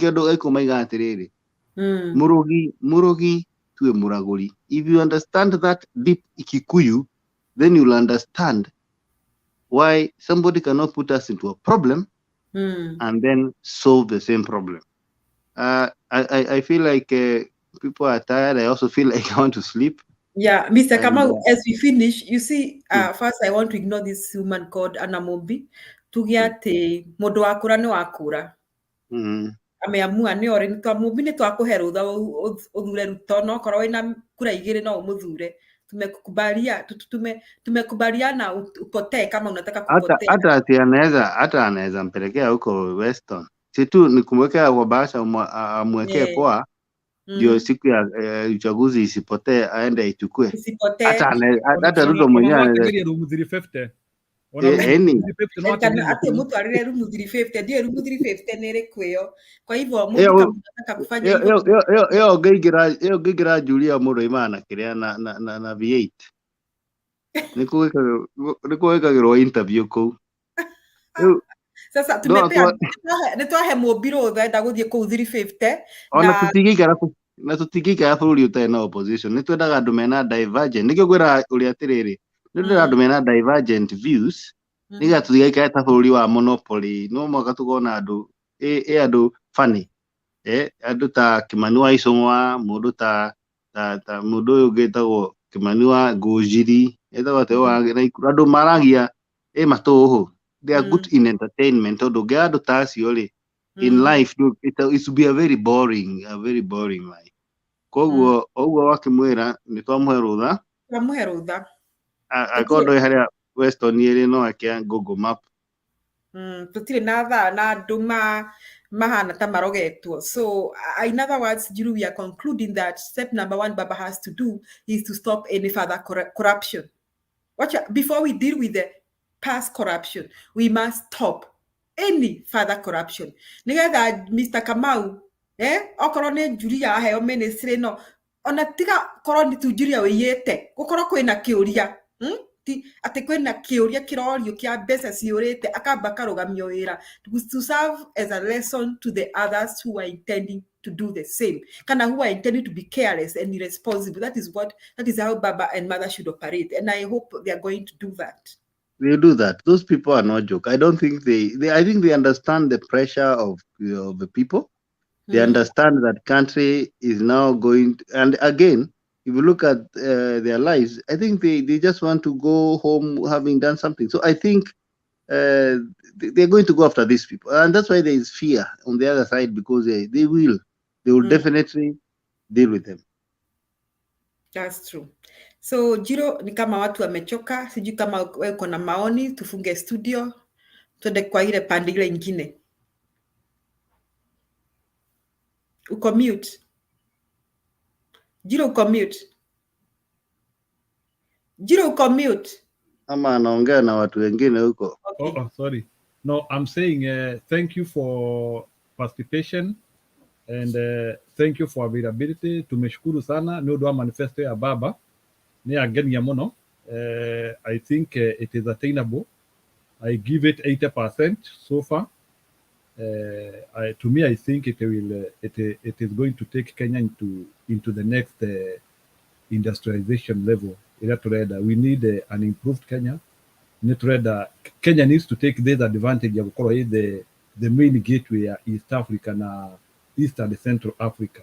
Otherwise, to get in Abenagokoma, countries like Rwanda and countries like Ghana might come and take that advantage. And we should be the people who should make Kenya fulfill that. Because of getting new people. I'm very happy, and let's meet on the main Mutembei. Thank you very much. Appreciate it. Okay, Tuonane. See you later. Thank you. Bye. Bye, everyone.